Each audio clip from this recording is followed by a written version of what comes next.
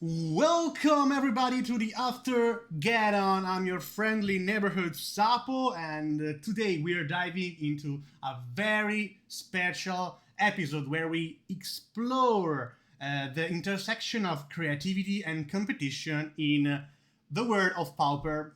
This time, we are shining the spotlight on some of the most passionate content creators who's shaping the format with their videos, articles, streams, and a lot of more. But let me introduce you. Let them introduce themselves. So start with Kirblinx. Hello and welcome to the Aftergeddon. Oh, hello. I'm Kirblinx. uh, Carly, you want to introduce yourself? Hey everybody, I'm Cali Guys, Jacob. I'm from the Northeast United States, and I am just a Pauper aficionado. Just love combo decks. And we also have Skura here, so welcome. Yeah, hello from Poland.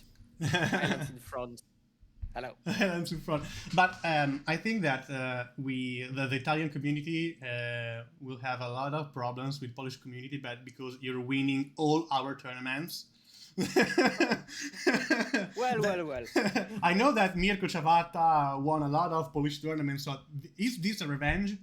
Let me ask you this. Okay. I mean, yeah. No, sorry. No, I just want to say it's no revenge. That's okay. We're meant to be competitive, and Yeah. we're meant to win each other's tournaments. Yeah, and honestly, I love this kind of competition. It's really great. But let's talk about the purpose we are here today. So I want to talk with you of the datas of the Paupergeddon. Then I'd like to talk to you about the experience of being content creators. You are all great content creators, and I'd like to talk with you about this thing and the backstage of content creation. So let's begin. Metagame. Kirblinx and Saidin.Raken were the streaming team of the Paupergeddon, and Skura, of course, played it. So you really know what were the metagame of the Paupergeddon. So let's see some data. We are now live on the Pauperwave website. We already saw it the first episode. Sorry, but I want to ask you, what do you think about the Paupergeddon metagame? Jake, what about you? So it definitely resembles very similarly to the Magic Online metagame at the time, with Grixis Affinity and Cold Red at the top, and then you've got Glee decks, Gruul as well. I feel like we're seeing Gruul kind of disappear from the metagame in Magic Online due to like the toxin analysis combo and just the ground board wiping that can occur. Grixis Affinity being one of the main decks is kind of stopping that. And I don't know, Curb could probably say more about the Coldotha Red matchup against it. But now here in day 2, you're seeing just Glee was really taking off with a lot of like pretty good conversion rate. What's funny, I saw was that 3 of 5 Familiars pilots converted. Yeah. So it technically had the best conversion rate, which made me feel good. That's my exact reaction when I saw these data. Yeah, 60%. Yeah. I think, and what's also cool here is that Skura ended up in the top 8 of one of 4 players that played Mono Blue to make it to day 2. And how many Mono Blue were in day 1? I can't tell, but that's pretty cool. So, Kirblinxy, what do you think? Yeah, first, I just to answer a question of the chat. The win rates will be published on the next episode with Mirko Chavata and the Pauper format panel thoughts about it. So stay tuned. They're on the way. So sorry, Kirblinx. Yeah. It's fine. Carly mentioned pretty much the top decks. The one I want to point out is Gardens. Gardens sees almost no play recently online, and yet it seemed to have quite like it's not what, 1, 2, 3, 4, 5, 6, 7, seventh most played deck, which was pretty high for what I thought it was, and its conversion rate wasn't too bad either. It's the deck that I thought jumped out to me compared to the normal online metagame. Well, one Like thing that I've Bandus, heard is that yeah, the Italian players love their mid range, and that's about as close as you can get to mid range in the current format, other than Yes, the new Jund Wildfire, which was a kind of a breakout here from the Italian players having created it very recently coming into Yeah. the tournament. So Gardens, especially Jund Gardens, is probably scratching that mid range itch. That would be my guess. yeah, it's fair. And the other ones I wanted to point out was the terrible conversion rates of both White Weenie and Elves, where I don't think a single pilot converted, or maybe one White Weenie pilot converted to day 2, and I think no Elves player No Elves converted at player. all. Well, Yeah. The top As two a- decks were Mono Red and Grixis Affinity, Yeah, and then the which- Jund Glee, which is like, come on. Yeah, great it's Queen like- Shaman it's- is a card. it's what White Weenie's meant to do, is beat the 2 most played decks, and yet it just either failed miserably or just did not get those pairings at all, which is I mean, a little we sad. saw- I think that every Glee deck has 4 sweepers in their sideboard, and then the Jund Glee has 4 Breath Weapon, and Breath Weapon / Fiery Cannonade, I know I kept calling it Fiery Cannonade, has just been pretty much the anti-elf for a long time. As soon as it was Yeah. released, Walker was like, well, Elves is dead. Yep. Yeah, and it's not great against red either. It does not do very well against and the festivities. Sure, it doesn't do as much damage, but it still wrecks half your board. So The chat said that Elves is unwinnable for Mono Blue, so did you get to face any Elves, Skura? Oh, definitely not. And no mono white either. So I'm happy to be on the other side of the bracket. I did face Boggles once, but actually throughout my whole run, I met every single top deck. And I don't think I went outside of top 5 at any Okay. point. Like, it was like top 5, top 6 throughout the event, both days. Oh, 3 days. Just meta all around. so what? You only played like 5 decks, except Yeah, for yeah. like Hexproof. Yeah. Okay. Basically, So it's like pre- my gardens. So it's pretty once. much just So it's pretty much just Affinity Red, Glee. And mono Gardens. blue. I'm That's on a gotta blue, feel okay. really good where you tech your deck to beat the metagame and you face the metagame. A Yeah. lot of the times, every single time I enter a tournament, I've teched my deck to beat the metagame, and then I face Cycle Storm and random Panza or like somebody playing one land dude. spy. We're like, come on, dude. Yeah. History of my life. Then what your things about Skura? What your feelings about the metagame, seen by the other side of the table? I mean, so sitting from where I was sitting, I was really happy to play against the top decks.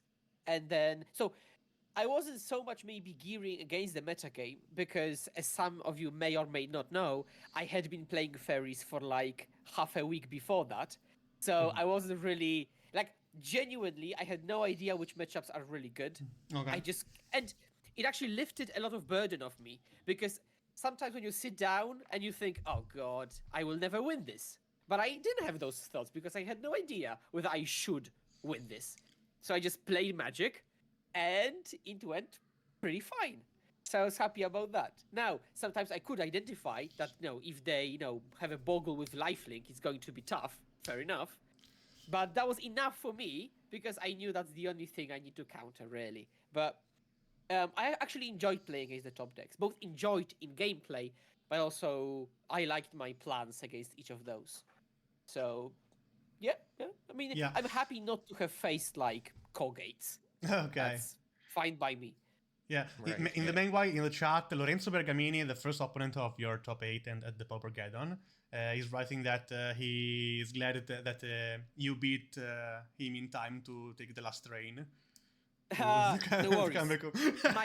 My pleasure, My Italian pleasure. friend. When you want. Yeah, exactly. Yeah, and a question for the streamer guy. So if you participate the Geddon, which deck did you choose for this kind of event? So if I had come into Geddon, the deck that I was the most comfortable with playing probably would have been Altertron. I think that some version of Jund Glee would have been the best pick at that, but I didn't have a good version personally at like coming into it. Okay. Where now I feel like I figured that out for myself. But Familiars has felt really poor against almost everything, which is just making me tear up, every day. What about you, Kirby? Good question.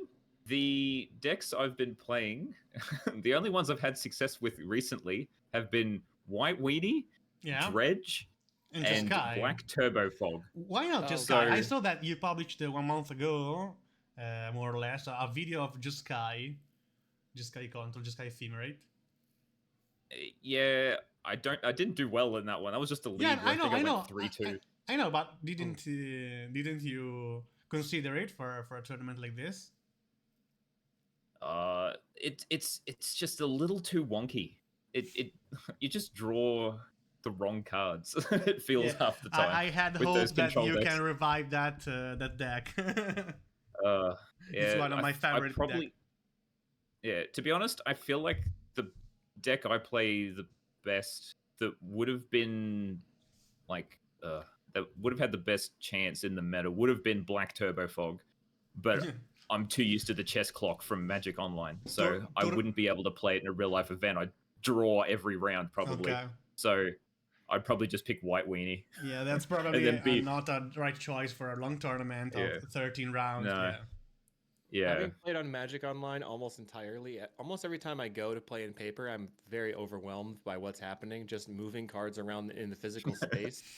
And the last time I played eggs in paper, I decided that I never would do that again because I was moving cards. And then, like, the last time I played Poison Storm, I was like, okay, I'm going to time out.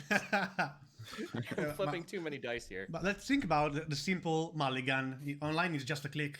But if you mulligan in real life, you must take all the cards up, draw all shuffle again, and roll 7. Yeah, it's a long Skura was process. playing Poison Storm before, so I'm concerned. I just don't understand why you didn't bring that deck. Yeah, a friend of mine topped the Paupergeddon and lost a final on Mono U Fairies. And he played Cycle Storm, and he used a lot of digital counter for mana, for storm count, and he has a lot of devices on the table with all judges that look at him. What are you doing, mate? I'm counting all the stuff of the decks. So I know. MTGO has a lot of flow, but a lot of feature that gives you advantage playing this kind of deck where you had a lot of a lot of the things to count. Yeah. And that's nice. Any other consideration about the metagame? Skura, would you like to look at the trios metagame, or there's something you want to look about this? If you have that handy, then yes. And actually, the whole reason I picked up fairies was because we wanted a blue deck that fits our lineup, and with Glee and Mono Red Kuldotha, the options were limited because, for example, cut out all the black blue decks. Oh, look, an interview with me at the top of the page. How nice. Yeah, I know.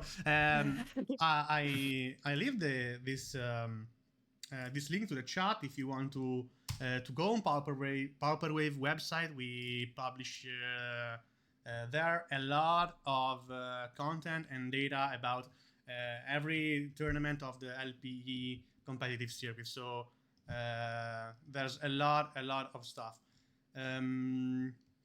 But Skura, when you first started playing Pauper, you were contacting me about playing Poison Storm, and I'm really sad that you just didn't bring that to the trios. Like, what caused you to not play that anymore? I have to admit that I built the whole deck very quickly. I am very easily hyped up, and you did not disappoint in that department. So I bought the whole deck. I played it in paper. I thought I cracked it. because it attacks from such a weird angle. But then in practice, I thought that it just kind of doesn't come together as much as I wish it did. I put it back on the shelf, and genuinely, I don't think guys would have allowed me to bring Poison Storm. Like, they at least not jeopardize the team that much, you know. So It's yeah. it's one of those decks where you play in paper and your opponent's like, "Come on, dude." Oh, But yeah. you know you're having a good time. I'm there to flip dice. Yeah, it looks like the trio's metagame is very, very similar. Yeah. I remember coming in, we expected very few affinity decks because they take away a lot of cards, like Dispute, Galvanic Discharge, Blasts. But then Yeah. we actually played against affinity every single round. And we were like, well, I guess fair enough. So it was possible in the end. Yeah, a lot of that, but a lot of mono red, a lot of Gruul monsters, mono blue. I think that checks out. That very much matches our experience from the tournament. Jake, what do you think about the Team Trios Unified is metagame? really interesting. Yeah. Do you like Team Trios Unified as a format?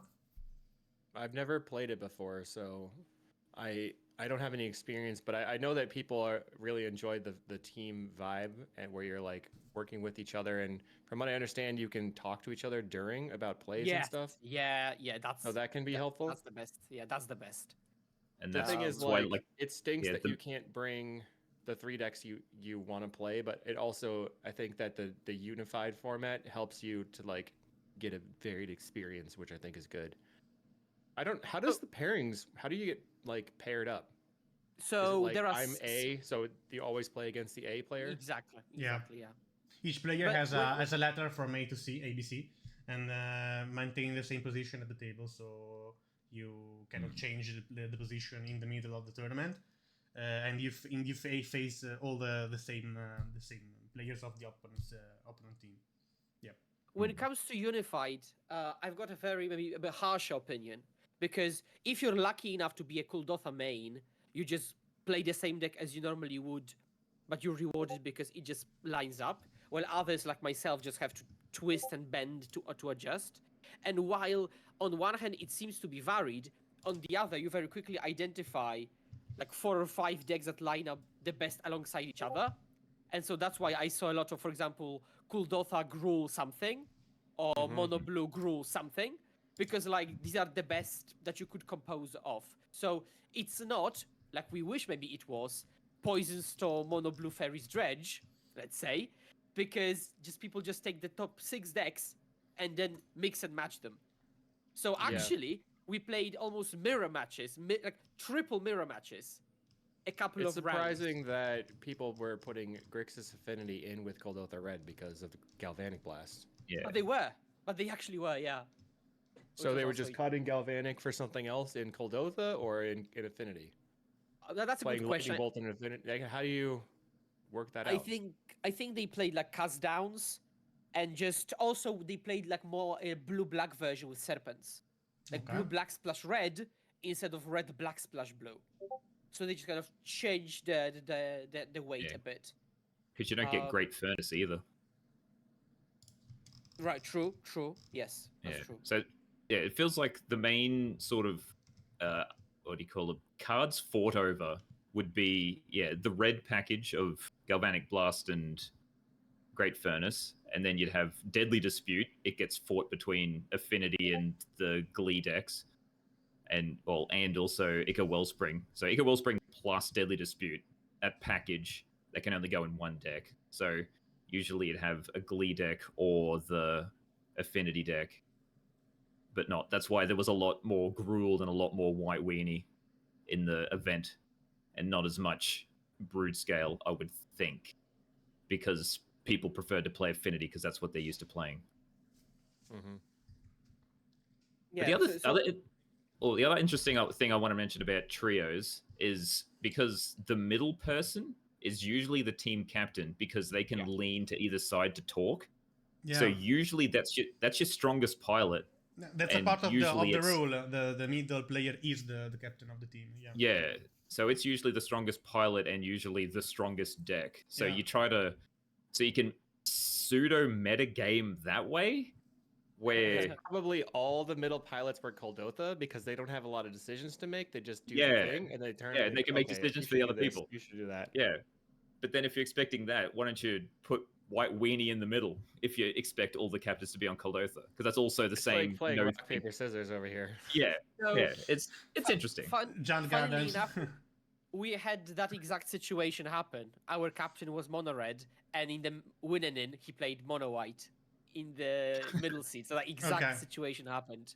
Wow. But he Nice. won, by the way, crucially. Uh, Because otherwise we wouldn't have made the top 4. But he won with Kuldotha against mono white. So Wow. It happens. Yeah. It's just not very common. Yeah, we can see here the positions of the decks. So Looks like we a have lot of a lot Kuldotha in of the Cold middle. Rats in the middle. Yeah. Yeah. The Poison Oh, Storm yeah, in the Poison middle. Storm. Yeah. Poison So Storm reanimated in rude. slivers. Look at But with a few exception, we see a lot of fast deck in the middle seat. Yeah. Cephalid breakfast. Cat food. I'm here for the spice. I know that you look at this deck instantly. Oh, another poison. All right. There was a Poison Storm in the middle. Uh, That was weird. Well, it can be really good versus mono red if you attack main, for sure. Yeah. I'd Yeah, like to fair. see you three, you all in the same team in the future. Ah, It will be nice great. goal. The content creation team of Pauper format. Well, at least we all play different decks. Yeah. Yeah, you can Oh, it's you not my can play position Poison on the Storm chart, also. okay. So, which But- if we're going to create your team, what will be your decks and who will be the captain first of all? Who will be the captain? That's a great question. Hmm. You can Well, use Gura has- Zword for has the deciding. best win rate, so he should be the person that makes the decisions and sits in the Yeah. middle. Yeah. I concur. Yeah, I can I see wanna in be the on the- middle. That's okay. Yeah. Yeah. I'll take that burden. yeah. Okay, so which deck will you play, Skura? My I will my play- bet go on Mono Blue Fairy. Yes, I think so. Yes, like I'm going to keep playing the deck that I cannot lose with. I could try to be like tricky and like change it up. Nah, not worth it. Just mono blue fairies again. Yo, you know who I Running am. back. You know what I play. Yeah, of course. And knowing this, what will be your choice, Jake? I am a big fan of this this Glee deck, which is Okay. black green splashing Chrysalis off of just like a basic and some landscapes with Deadly Dispute, Shambling Ghast, and Energy Refractor to also give the red, because the black green Glee deck is hyper speed, can really go through people, and then also the Chrysalis just completely overwhelms the black green's bad matchups. I've been facing things like Dimir Fae, Dimir Terror, Mono Blue Fae, and been able to win there where I felt completely unwinnable previously. And it's just like, okay, that was the sauce. And when I saw it from the winner of Geddon, I really tried to make it work with the manor gates and stuff, but it didn't really fit from what I was doing, because I had some Colony Gardens and Shambling Ghast to like get the early game going and have like a blocker versus mono red, kind of have the early access to that. So I like the more basics version without the wildfire. Without Wildfire, okay. Yeah, the wildfire list, I tried it right when it came out, and it just felt like, okay, I'm getting dunked on by everybody's affinity hate. I play a tap land, then you have to. The only way that you can play tap lands with that deck is you also have your safekeepings in hand, because you're like, oh, I gotcha. I've metagamed against your affinity hate, which is there, just like wrecks your wildfire plan.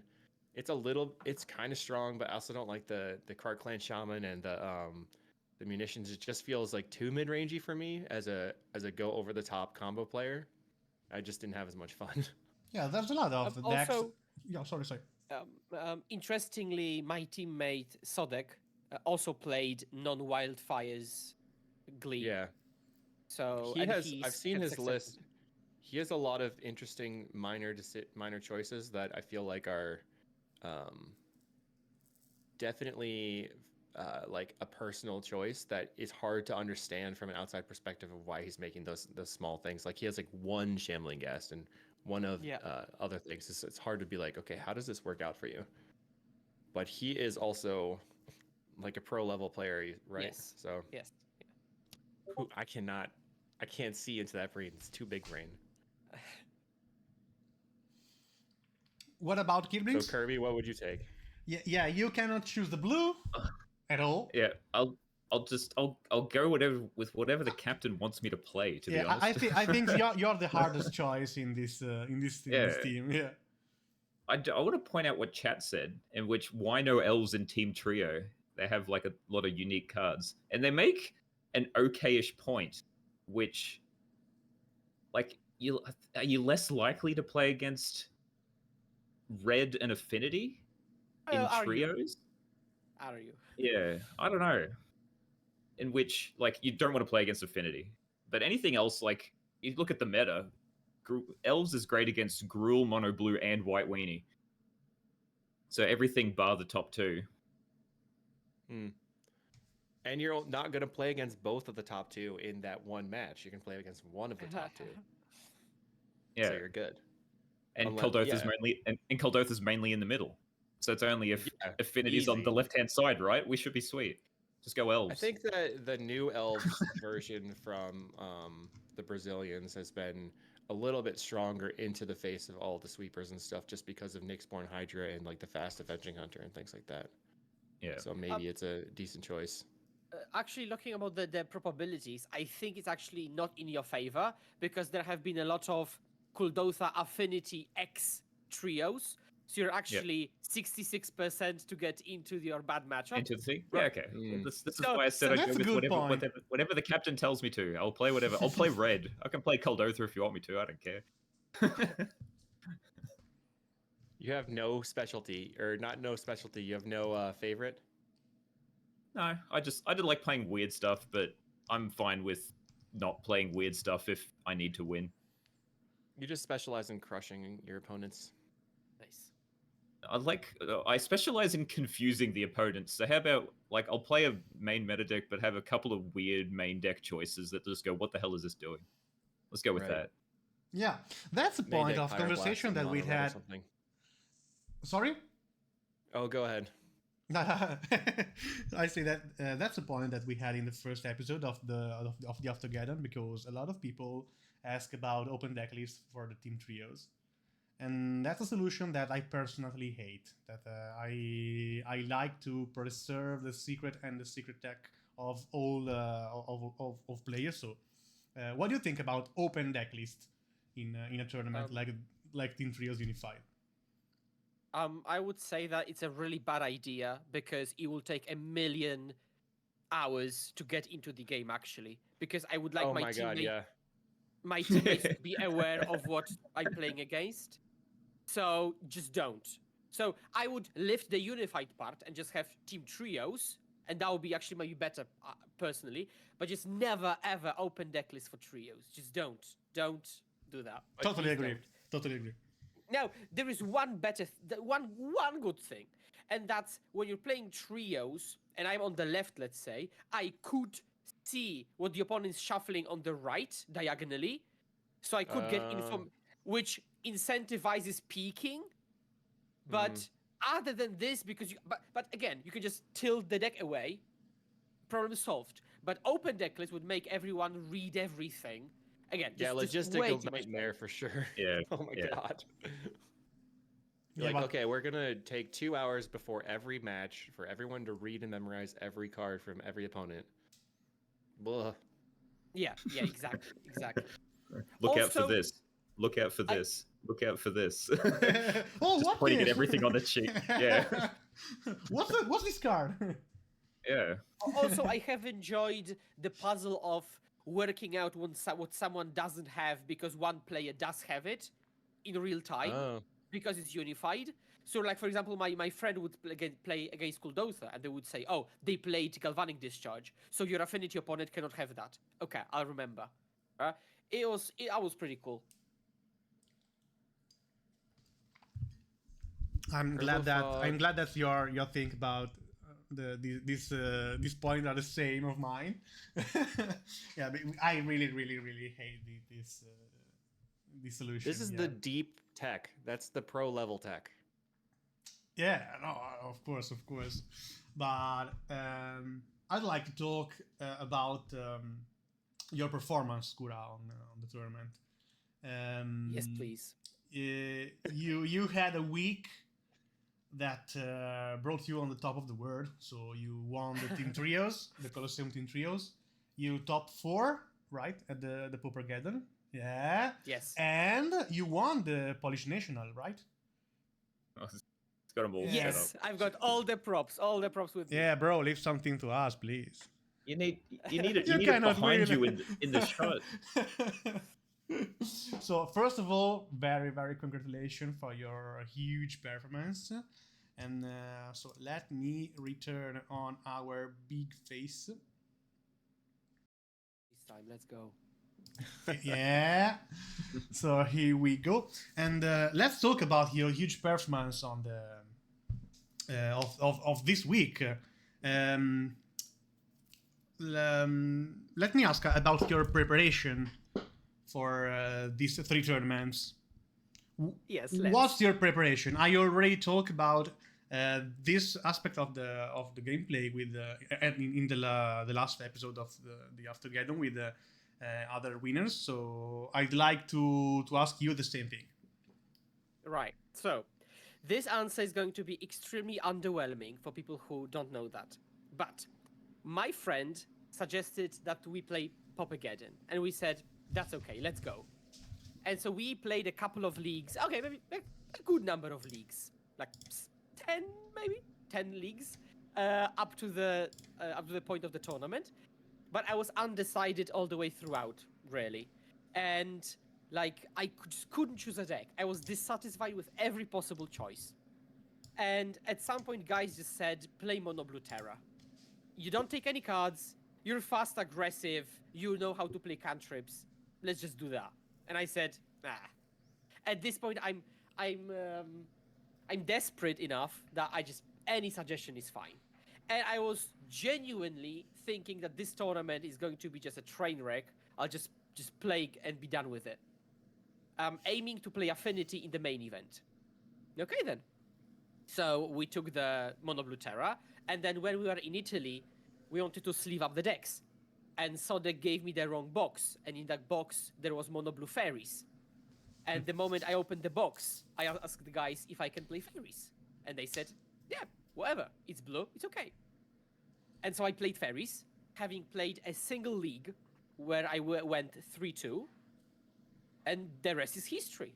Yeah. So my preparation with Fairies was just no One league. preparation. Like, no, yeah. That's a good point that a lot of players that go to top 8 have in common. No, I have no preparation and I won all. Okay. I am that smart guy in class that says that they haven't learned anything, and then they get an A. But like, I genuinely had no idea what good matchups are. I learned the deck along the way almost, and I just played Magic, like creatures interaction, just pure Magic, and it worked out for me. So I was really happy, and I wasn't sure whether I want to play Fairies in the main event, up to a point where I was like 7-0, and I thought, well, okay, let's run it back. But I wasn't sure I would run it back even. So talking about playing like pure Magic, you used to be really heavily into Modern, and now you're playing a lot of Pauper. So what is the difference between Modern and Pauper, and like what got you out of that, and what are you enjoying about Pauper? Accept the rarity of the card, please. We know. So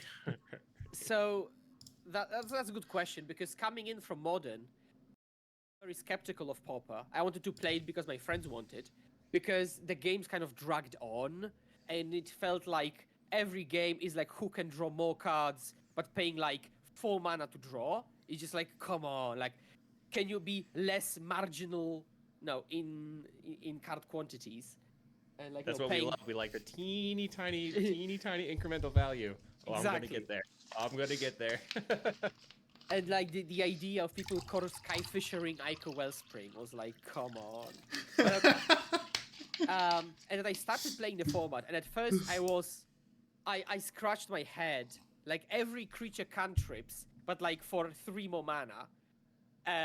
But then I started to learn a bit more, embrace it, then understand that this is the system where we're in, and then understand also why it's okay the way it is, and how it cross-interacts with each other.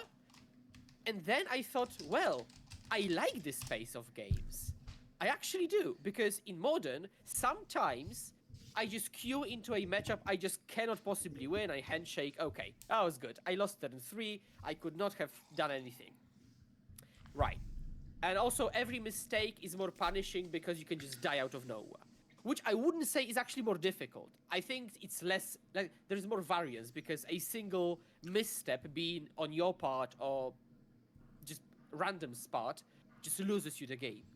While here, I started to appreciate that every deck has creatures, nice, some form of card selection or card advantage, interaction, and that's it. That's like limited plus in the best way possible, I mean. Right? We actually engage in the magic system, right? Of classic combat, flying, removal, card advantage. And so I know that Pauper players might have a different perspective, but me coming from Modern, it's such a breath of fresh air. It's insane, right? Now, if I play a different deck, for example, Gruul, and I queued into Affinity, I might have that feeling of, well, I can never win. But I think that most of decks just have a fighting chance and actually, again, engage in a game. And I love that immensely. Yeah, you definitely chose a deck that has a lot of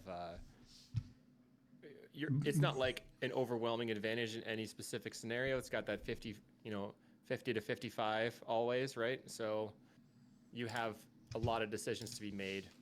There are certainly decks that simply don't interact like the decks that I like to play, where you have the bad matchup, but there, on the whole, there's a lot more back and forth for sure.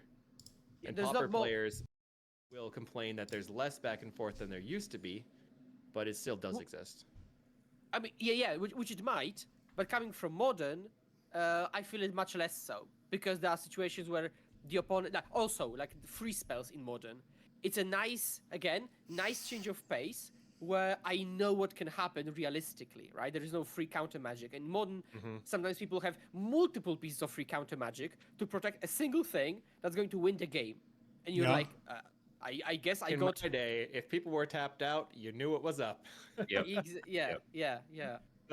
It's really. I was trying to play Storm in Modern after taking a break for a while, and I had to give up again because there was so much free interaction.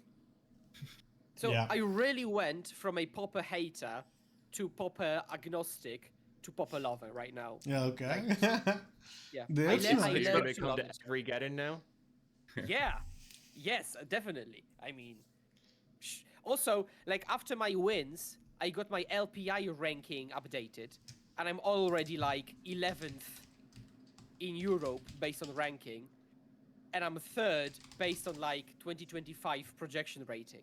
So like, yes, I'm going for the first. For the first. When you win a lot, I feel that like dramatically increases your likeliness of liking a format. That's all I'm saying. Exactly.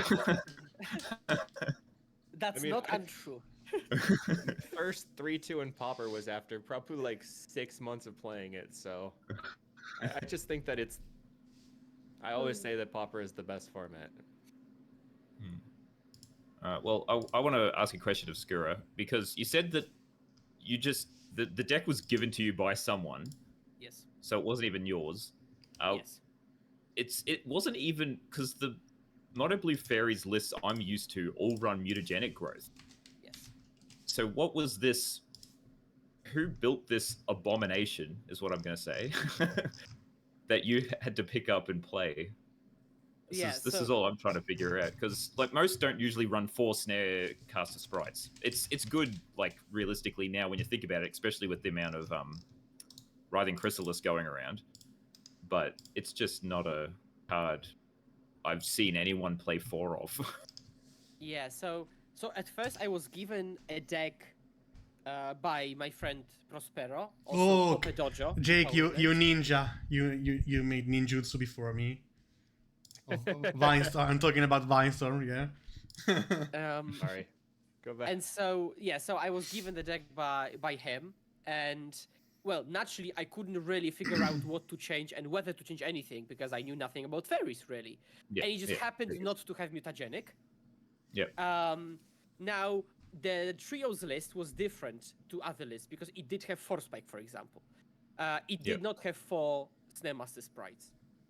So I just played whatever I was given basically, and then made the changes to Saturday and then to Nationals. And so the reason there were 4 Snare Master sprites is because I hated to force spike, and I wanted to play anything in that slot. Yep. And I just couldn't come up with anything reasonable Yeah, with my fair. limited experience with my friends. So I was like, well, I mean, Chrysalis is the talk of the town, right? Let's go for Snare Master Sprite. And then that freed up some sideboard slots. And then I switched out of 4 Snare Master now to Dispel main, which I've been loving immensely. But back to your mutagenic point. So it happened not to have that, but I actually wouldn't want that anyways, because the main removal I've come across is Snuff Out, doesn't help. Breath Weapon, I guess, saves 1 creature. I don't want to engage in combat like that unless they were like Skyfisher, where I want to win head-to-head. But like, it's the best, or would be the best against Kuldotha, but I don't want to have mutagenic against Kuldotha. Like, I don't want to pay for life. Yeah. So it just doesn't line up for me. In the that's past, fair. Mutagenic has really been a card that they use to give your opponent no good options when they're getting in with their ninjas. So you have ninjas coming in, they have to block, or they get cards, and then you mutagenic and kill their blocker. And mutagenic is one of the scariest cards for something like familiars out of the mono face side. You're like, okay, I'll block with my faithful, I guess, but I really hope that you don't have mutagenic. And they always do. And another point is that, because actually, I remember watching your league, Kirblinxy, because you play mutagenic, and you manifested what I was thinking, which is because you play mutagenic, you play differently to make mutagenic good, naturally, because you want to convert your cards in hand, which is like a self-fulfilling prophecy, which will make mutagenic good because you try to make it good. Like, for example, you drew this card with Haka. So you had like 2 mutagenic, something. So normally I would have discarded mutagenic, but you discarded something else to make sure that into combats you have double shock for lethal, right? Which is which is a spot you would never have had if you didn't play mutagenic in the first place. Yeah, so it's kind of a weird situation where it's difficult to distill what's correct and what's the self-fulfilling prophecy, if that makes sense. Oh, yeah, that's a good point. I really like this kind of view, this point of view. Yeah. Deep thoughts with Skura. Yeah.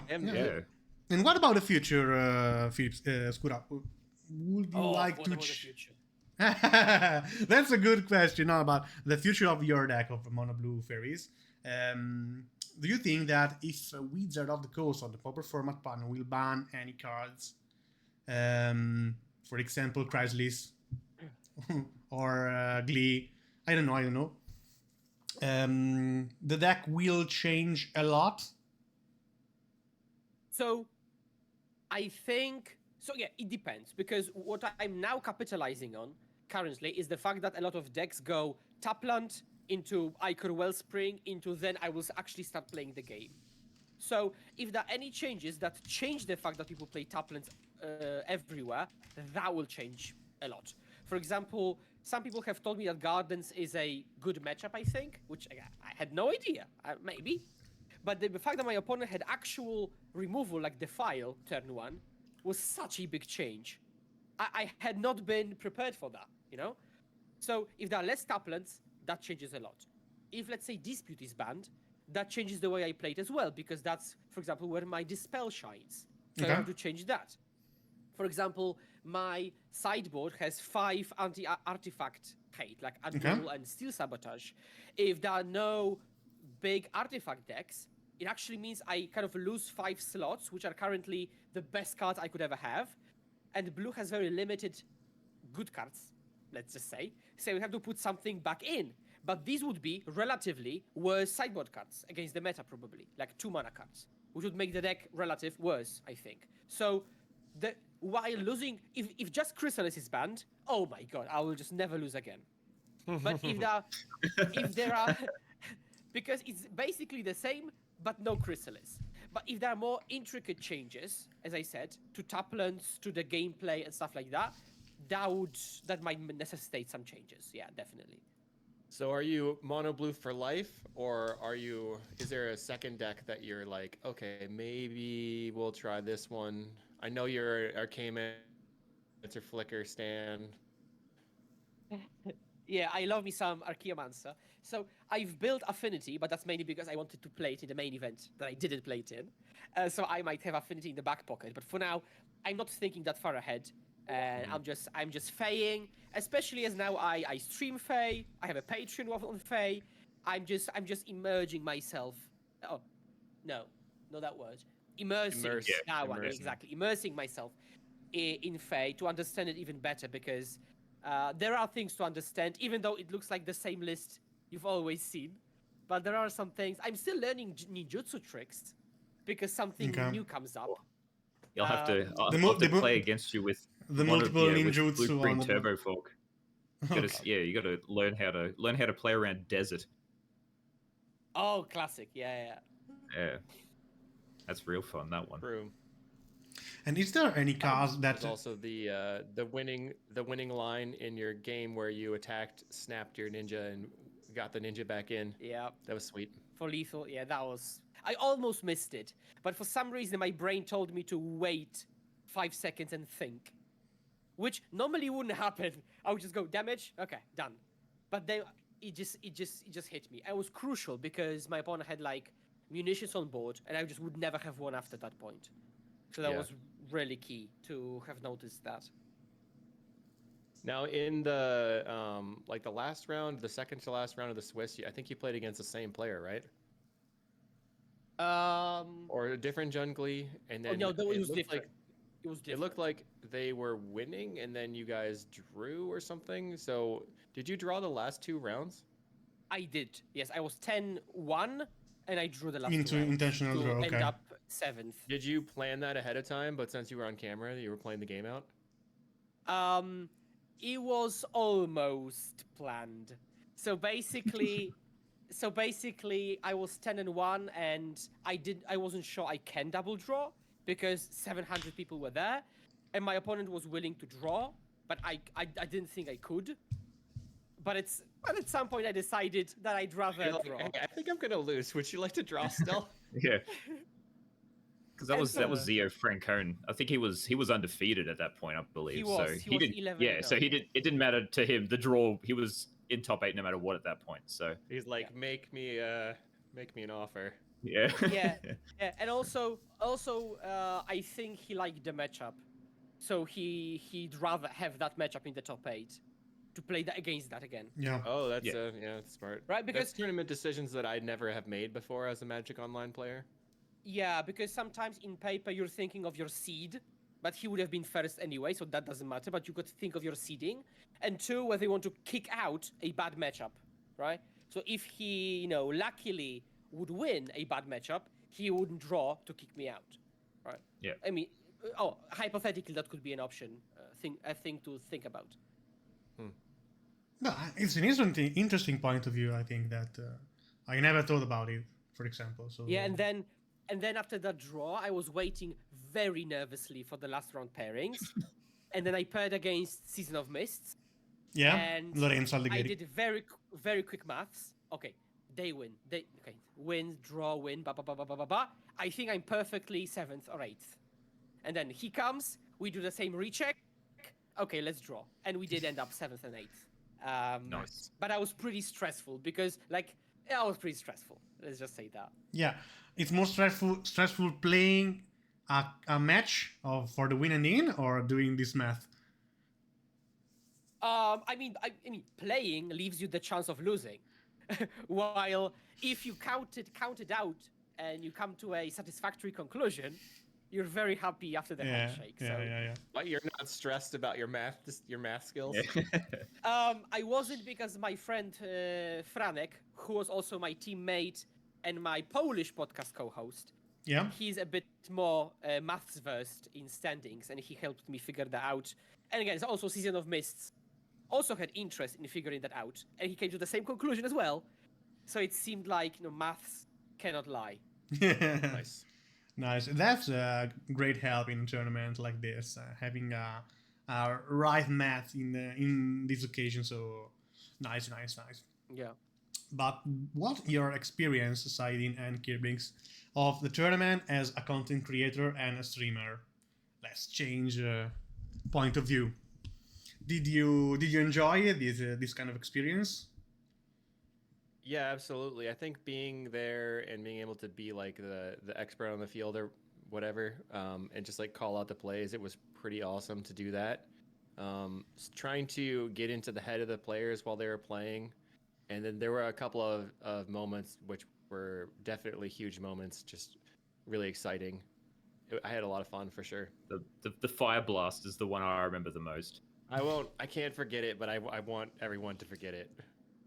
So I thought about that a lot. I have been thinking about that for a long time, and I think what happened was that the Coldota player has. I think many people probably have never seen a person with Clan Shaman on the table with no artifacts. So they just assumed that it was going to kill them regardless. They had 1/1s in play. Yep. And they could have fire blasted the Clan Shaman at the time because there were 0 artifacts. But like that happens to me all the time.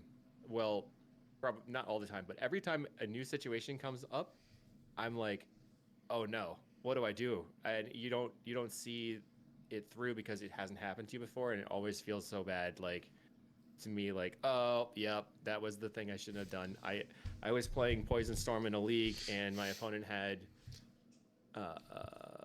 Ancient Grudge in the graveyard, and I got all in my head, and I just went all in on like putting my mana in play and had my artifacts, and then they untapped, blew up my artifacts, and just proceeded to kill me. Whereas if I hadn't done that, then I could have won. But it's like you don't know the situation until it happens to you, and that's sort of like how I play, is like volume based. I've experienced all these situations, which I thought was really cool, because then I could help see the lines for talking through it on the stream, which I had a lot of fun with. Yeah, and I had a good time. Well, it's very nerve-wracking doing something like this before. Have never done anything like this before, and just like hoping you're not gonna screw anything up. But chat was good. Everyone gave me great feedback afterwards. They said I did a good job, which I don't know. It's always nice to get reaffirmation that you didn't screw up as badly as you think you did. Yeah, Walker said that they were time pressed as well in that moment. Yeah, and what I was going to add to that was, like, whenever I think of Fire Blast, whenever you've got it in your hand, you're always thinking it's going straight to face. So you've always mathed. You're like, okay, they're at 4. Yeah, so they're at 4 less than what they've got. We just need to keep this in hand, and then I need to draw enough to get to that 4. And you just forget that it can do anything else. I played a league of stock like Burn, just old Burn, and Fire Blast is a sick card when you go Fire Blast, Lightning Bolt. But I think nowadays, what I realized is that Galvanic Blast is better than Fire Blast, because you should just play the artifacts. It's okay that it costs 1 mana, because you get to keep your lands, and you get to cast them all over the place. And then you get to do the fun end step, you're at 12? And then they say, yeah. Galvanic. Yeah. So other things to mention from the streaming side, I guess. The team's very helpful. Like, it was a little clunky at the start. We missed round 1 due to audio issues. Which Carly only came like halfway through, so I had to deal with all the dealings at the start, where the first day, there was audio issues, so there was like echoes. that they had to try to fix, which they did by round 2, so that was good. And then round 1, I had to do game 1 on day 2. The first round, I had to do game 1 by myself in the commentary, which was You ask extreme. yourself questions. Well, chat was there. Chat got to ask me the questions, and I replied. So if it wasn't for chat, I would have been just freaking out and not knowing what I was doing the entire time. So I appreciate chat very much. Yeah, that's one but, of... yeah. Oh, sorry. Oh, Please go. I can't remember people's names, but there was someone that was doing all the running around and passing through information through on the WhatsApp. Probably Alessandro Rossi Aureliano. Alessandro, yeah, it was Alessandro. They gave us like deck list information and whatnot to be able to help just talk through sideboards and whatnot, which was very helpful. Also gave us some fun facts, like one of the Bajuka Pod guys who just came out of hospital the day before, which I thought was fun. So I had to mention that because Andrea. That's the kind of fun things you want to hear from commentary, right? Yeah. And so, you continue. Yeah, no, let's talk about the community of Pauper format. That I think that one of the best part of this kind of event. And that's a question for Skura too. That you come from another format, from other formats. So, what do you think about Pauper community? Yeah, so Pauper community is very welcoming, definitely, and as people, I have loved every bit of it. What's interesting though is a bit of a different perspective on competitiveness, and I wouldn't even say less or more, but just different. And because modern and pioneer standard players like myself engage in the organized structure, or maybe that's because I'm old-ish. I'm not old, but like competitively old. So what I mean actually is, I'll give you an actual situation. So I was playing a game, and my opponent played Chrysalis. Yeah. Again, that's like an 8-1 table on day 2. Yeah, you're punching in the face. Oh no, sorry. They play Chrysalis, and they say nothing else, right? So competitively, I would have to make sure that the trigger is or isn't on the stack. Of course, if I say it is, then it is. So I will say something like, okay, that resolves. And then if that resolves, then it means that the trigger was missed. And so I do say, that resolves, okay? Then I go to my turn, and a bystander says, wait, there was a cast trigger. And then I say, wait, why are you now talking to us? But okay, judge. Because I don't like engaging in such situations myself, because like judge is there, and I don't want to be either pro or against whatever's happened. Okay, judge. Judge comes over, and the trigger is indeed missed. The judge talks to that bystander, and the situation is over. But wait, there was no warning, no explanation of what happened from the judge to us. There was nothing about outside assistance. It just felt super weird. I would expect something, let's just say, harsher, more rules aligned. I don't know, like more bureaucratic, more formal than just, okay, just play on. Nothing happened. Okay. No, it did happen because someone from the outside started pointing things out. You know? Yeah. It was not a judge. It was a player, right? Pardon? It was a player, not a judge. The player pointed out that Okay. the judge came over. Okay. Yeah. I mean, all of these things, like being so very, very diligent. I know in paper, especially in like very competitive organized play stuff, RCs, PT level stuff, you have to be extremely specific. And there's no margin for error whatsoever. So maybe that's something that like the judging team can do differently, but I, as a Magic Online player, miss triggers up the wazoo. I will probably miss 1,000. One thing is shortcutting, which I'm fine with. If like we can shortcut stuff, they can say Chrysalis and reach for the tokens, and I will take that as a trigger. That's okay. I'm not going to cutthroat say you didn't say anything. La la la. That's fine. but I just need to see that you're aware of this because I'm not going to play beneficially for you and myself. Right. Because that's too much of a mental burden, right? Yeah. But then I would like to some rules enforced, especially if some bad triggers are missed, right? Then I wouldn't want a judge to come and say, "Oh, you should not have missed that. Remember, please," and go back. Just give them a warning or something, just a bit more of substance, which especially comes up when there is a long tournament, right? If someone doesn't get any warnings, it means they may have done it 7 times, Yeah. right? And that's Good exactly point. what warning is for, to weed out the people who do it continuously. Because if it just happened, that's okay. A warning means nothing until it's upgraded. It means nothing. So that's like the easiest way to track if people make blunders that could be beneficial for them. So that's the only thing I mean. So maybe a bit more formality in how the competitive scene is conducted, because it is possible to be both more rules enforcing and still friendly. I'm friendly, believe me or not. I am very friendly. That's okay. But it's possible to do both. Yeah. Maybe the Pauper community just is so much group hug that forgot that some people might not have the right intentions. Maybe that's possible. I've encountered a lot of bad apples, and that had to be called out on whatever they were doing, like shuffling and peeking at the opponent's deck, for example. Just one example, right? You could say that they're just looking down because that's how they always do it, or they're sleepy. No, they're not sleepy. Come on. Yeah, and yeah, that's a rant over. What are your thoughts about it, Kirblinx? Of the just friendly nature of the Pauper community.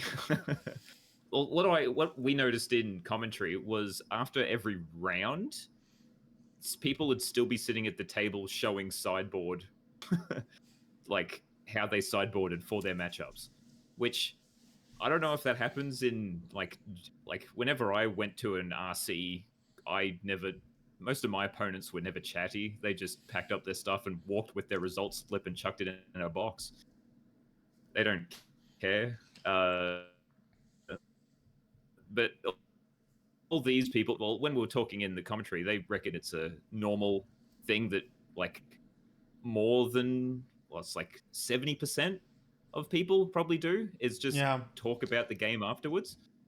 So yeah, I think that's a nice. thing that always happen at Pauper tournament. I play Pauper since 2014, I think, something like that. And this is something that always happened. Always try to understand what were the move of my opponent, and I explain my moves to them. So I really like this stuff. It makes the format more friendly, and I like more go to a Pauper tournament where, for example, the prices are not good, so are not huge, but when there is a community like this, it's more. It's a pleasure to me to play a tournament like this. So I really, really like it. I would say add one more thing, and this kind of friendliness and chattiness sometimes can be a bad thing, because I and my friends have had the situation where, let's say, you mulligan down to 5 or to 4, and the opponent is really trying to be nice and friendly, and they say, "Oh, I'm so sorry." Oh, and stuff no, like that. That's not be nice. That's so rude. Shut up. Please, just let me mulligan down. Let's play a game and be done with it. Because I'm frustrated inside. I don't want to make it outside, and you saying those words doesn't make things any better, really. Just like I signed up for this, playing the game of Magic. And also I don't want to take away from your win, because if you win, my job isn't to then downplay it and say, "Well, I mulliganed to 4. Congratulations." Like that also is bad. Just don't apologize to me that I mulligan low. That's oh, I'm sorry. No. No. I'm totally agree with you. I'm terribly guilty of this. I'm terribly guilty of this. I do it all the time. Don't, please don't. I know. I would be I mean- just there sitting there like, oh yeah, let's go. Yeah, so if I I'm would say, oh, I keep 7. if I'm playing Oh, against you're the saddest one, yeah. if I'm playing as my friend, like actual friend, then I'm going to visibly cheer that they mulligan. But they know Yeah. that like we're playing, right? It's like yeah, just go to 4. No, but if it's like 2 random people we don't know each other, let me mulligan, or I will let you mulligan. We'll play a game. We'll shake hands, and then we can chat. Oh, we can chat. No worries. But let's just leave the mulligan out of it. That more interesting topics than that one. That's too personal. The mulligan is a too personal point, so don't touch it, please. I totally agree. Yeah. And I'd like to talk about your career as a content creator. You all are a great content creator of Pauper format, and I'd like to talk about this. So, what inspired you to create content about Pauper? Saidin, let's Who go. we start with? Okay. Oh, sorry. Oh, I can go yeah. first if you want. Yeah, Kirblinx, you go first, on. please. I don't even know what my answer is. Well, so I had a YouTube channel just for posting random videos of what I was doing. And then when I was playing Familiars, so I watched a ton of 420 Dragon and Blood Pet playing Familiars. They were like my heroes. I got into it, and then the Summer of Astrolabe was like the first time I ever trophied in my entire life on Magic Online with Jeskai Ephemerate.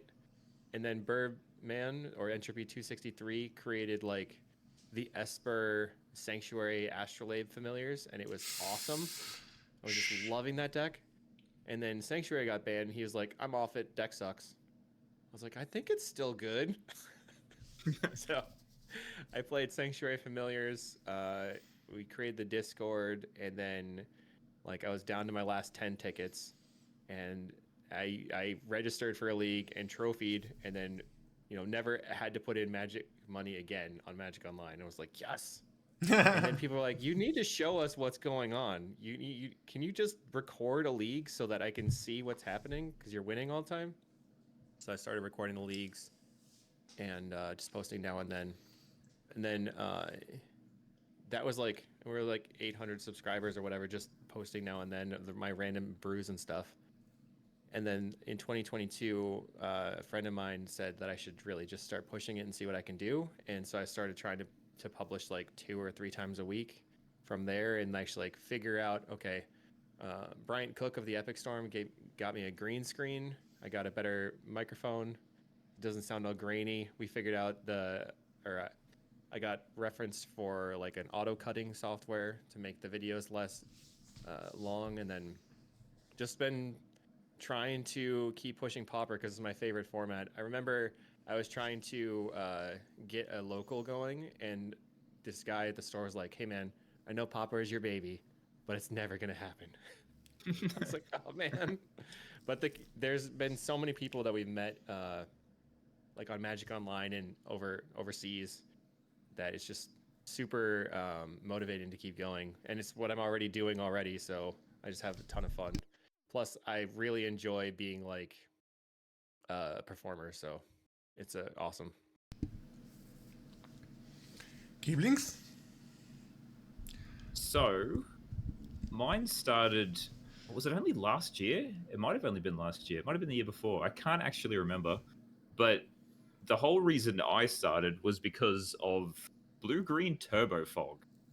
Right. Everybody wanted to see it, right? It's everyone, the same thing. Can you please everyone just show us? It's like we need to see some gameplay. It's like I top 8'd, I think, 2 different challenges, and then it's just people like, we need to see how this deck actually functions, because there was other people that were playing it, but there was no videos anywhere for it. So I'm like, yeah, okay, I'll give it a shot, I guess. So did that one, and then I think I did another one a month later, just changing it up from blue-green. I added Black Splash, I think. And then I might have done another video like a month later. I was just doing things every now and then I think it was this year where I'm just like, all right, I had the system down. I'm like, I'm just gonna do a video every week because people seem to like it, and why not? We'll see how this goes. And it's been going pretty well. But my main draw for the whole thing, like I've got ideas. I say this all the time, but I really don't like my own content. People seem to like it, and I keep putting it out, but I just feel like it could be better. It could be so much more. There's more things I want to do with it, but I just do not have the time. Yeah. Yeah, I like perfectly know. It's like a league takes 3 hours, especially with the decks I play. It takes an hour to edit, takes an hour to make a thumbnail, takes an hour and a half to upload. It's just it takes my entire Sunday. Everything. I can give you all the hot tips. People give me all these hot tips, and I'm like, nah, that's just gonna make it easier for later on, and it's gonna make it so it's the same stuff. I want to try to like loan up my skill set to do the things I want to do, but I'm still too busy doing the things that I'm currently doing that I don't have the time to learn the things that I want to do. It's a brutal circular motion that I can't get out of, but I'm having a good time. I make my video every week, and I don't know, I enjoy it. Some weeks are better than others, but we get through them. The data's the thing that has really dragged me through most of this. So on Twitter, I publish the challenge results every Pauper challenge. So Friday, Saturday, Sunday, I show what the metagame is because Daybreak, or we won't say Daybreak, we'll say WotC, decided to not show every deck that played. They did at, I think it was, when did they stop? Was it April? The Jeskai copycat. No, it was Nadu the reason why they stopped posting all the lists. So Jeskai copycat was when they stopped posting every list that was out on Magic Online, because they said that the format got solved too fast. That was in standard or modern. And then later on, they added back, 30 or whatever, or random decks and whatever. And then Daybreak took over. And Daybreak brought back everything. Seems like Daybreak was like, we're just going to post everything. And then WotC eventually learned this and was like, no, you do not. And unfortunately for them, at least in the Pauper leagues, there's never 30 decks that trophy in a day, so we get all the league data. Yeah. but not all the not all the challenge decks. So I have to be a part of them so I can watch the replays to figure out what the decks are underneath, and then I post them, and now at least we have a nice meta snapshot of at least some, we'll call them the major events, which is nice to have. And then and then I'm like, well, I have all this matchup data that I've gotten. It'd be cool if I could talk about it. So I've done 4 of them now, I believe. The matchup Pauper data video things, which I think are cool. They're actually the best things. I don't know. People seem to really like them, and they're the things I enjoy doing the most. I just wish I could make a decently edited video instead of just being in PowerPoint hell, as I like to call it. But everyone, I don't think I could make a PowerPoint that good, so you definitely have one up. Yeah, they're very nice PowerPoints, but they could still be nicer videos. That's all I'm saying. But that's what I'm trying to do. There's still, I've got 1 or 2 more ideas in the future that I'm still trying to punch through, which is my sort of end-ish goal of my content creation. But currently, league every week, punch out the data. You want to give us a hint, or no? I'm just going to keep it secret, keep it safe. I'm going to keep it secret so you don't steal it. I tried doing a couple of things. I tried doing shorts, which I had a couple of really hilarious ideas, and I enjoyed that immensely. But the shorts, I feel like you have to have a lot of creativity that I'm just don't have the time for that right now. Yeah. And what I've noticed, not that I've done any shorts, but just from what other people have talked about, not in even the Magic sphere, but shorts don't relate to normal YouTube subscribers. They're almost 2 different completely thing. Like Yeah, they just it was like the a subscribers don't there was translate some over. carryover. It said that it helped a little bit in the Yeah, metrics or okay. whatever. But I think it's boring to talk about metrics, so I don't. This is the content creator section. We're supposed to talk about the boring stuff. Yeah, and that's the Yeah. point. Well, I'd like to talk basically, about the once- backstage of the Pauper content creation. So that's the point. Once I'm I on got this point. on YouTube, if you get over 1,000 subscribers, they Yeah. monetize your channel, Yeah. and then you're like, oh my god, I got 10 cents. Yeah. Yeah. Can I get Yeah, a dollar? the very then first it's slot just- you get is very hilarious. It's always this minute amount. You just go, wow. It's. I mean, if it keeps going up, it's in your mind. You're like, oh, here we go. Yeah.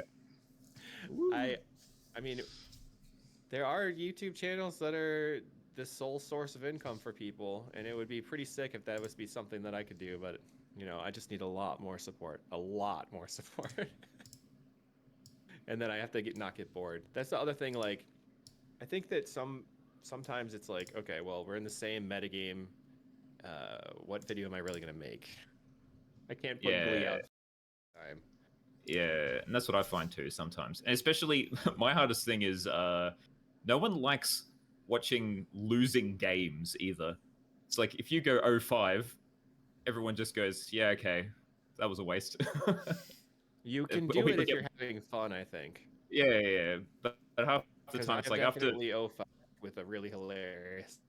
Why it's a waste? You can call the Yeah. video. yeah, well when you get like You can call the video "Don't play this deck," and that's why. Yeah. another my kind of favorite, content. YouTube series for Magic. One of my favorite YouTube series was MTG Goldfish Against the Odds, Yeah, where yeah, he yeah. just like, I have this thing I want to do. yeah, I'm gonna see if I can do it. yeah, Here we go. yeah. In which I And, like, you finally get there. It just feels so good. That's like sort of the Turbo Initiative decks that I made, or like the Cat Cow Tron. You're like, we're gonna just one time. That's Yeah. all I need. yeah, which is like I thought like I like that idea too. That's why I had the idea for like a sub series where it's just like where I called it burning play points because it's going Burning to be play points. obviously it's where you're just throwing 100 play points into the wind because you know you're going to lose.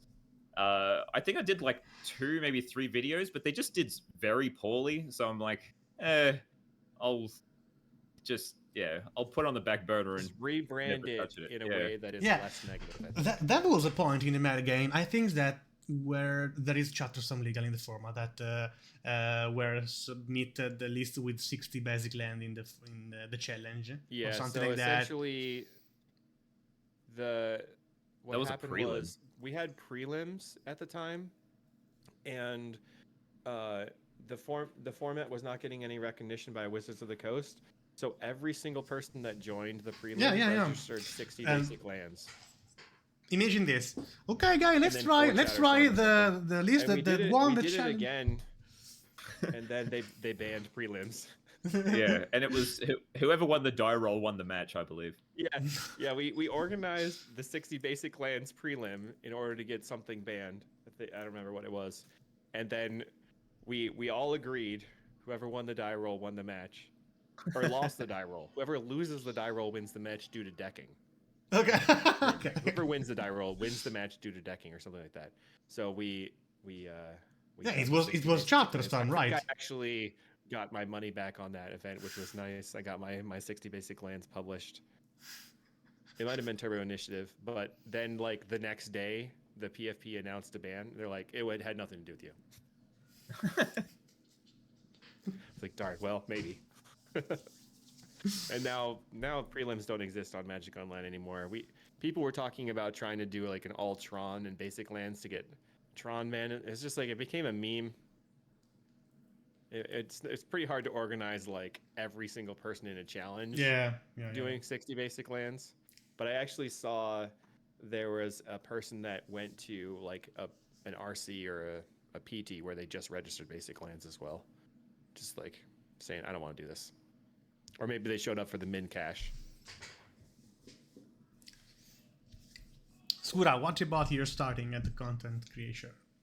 Yeah, so my story is pretty long because I have been a content creator for like 5 years now, I'd say, in Magic specifically. So I started when I decided to Oh, contact sorry, card guys. markets. I'll be right back in 10 seconds. My daughter needs me. 10 seconds. I'll be No right back. worries. I assume I can continue, right? So I'd Yeah, I assume think so. so. yeah, so I just messaged Card Market and asked them, "Would you like me to write articles for you?" Just, and they said, "Send us a sample."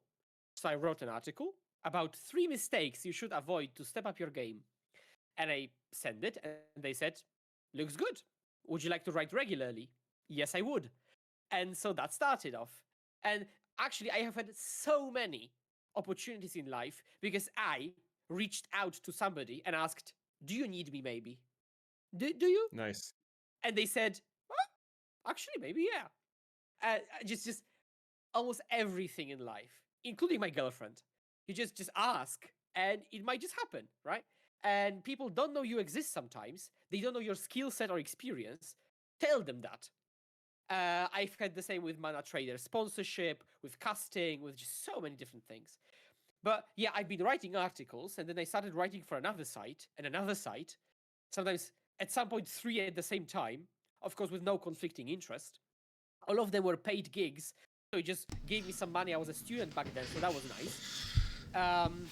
And then I started a YouTube channel as well, and it started off because I started doing replays or replay analyses. I was a great idea. People loved it. I took my own matches. I started the replay. I analyzed them back. The most hilarious moments were when I ranted for 5 minutes about an awful hand you should mulligan, and then my past self kept it. And so then I was like, well, here we go. But it was a great learning experience and a humbling experience at that, showing that people change the way they think, and in the moment you make different decisions. But I always waited for the replays like a week, so I just couldn't recollect the games. It was like a purely like objective or my subjective analysis from the game from the past. People loved it. But then at some point I stopped YouTube because it didn't go that well. And as you guys all said, it takes a lot of effort. So I was like, nah.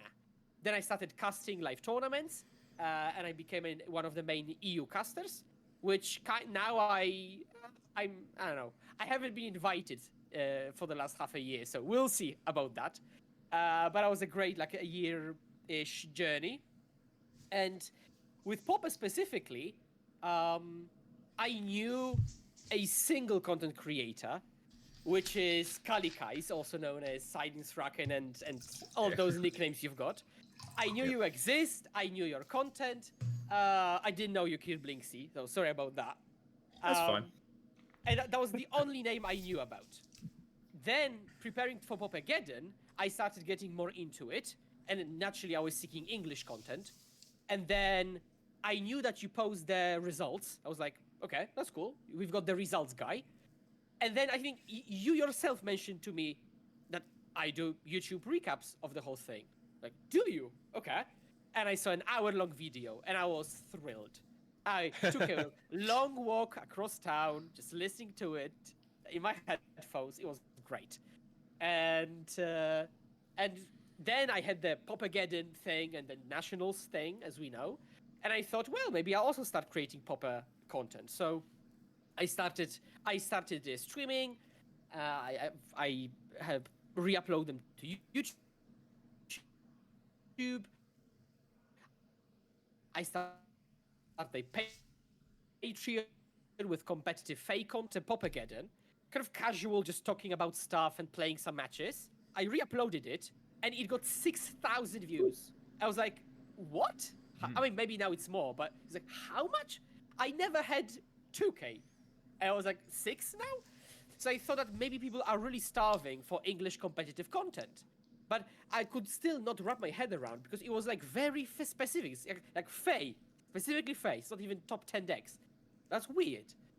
And then I streamed live, and I got 60 people live. It was like twice or 3 times as much as I normally do. And then I started a free Discord, public Discord for Faye. I already have 200 people there, or 150 something. Just people are so hungry for content. It's unbelievable.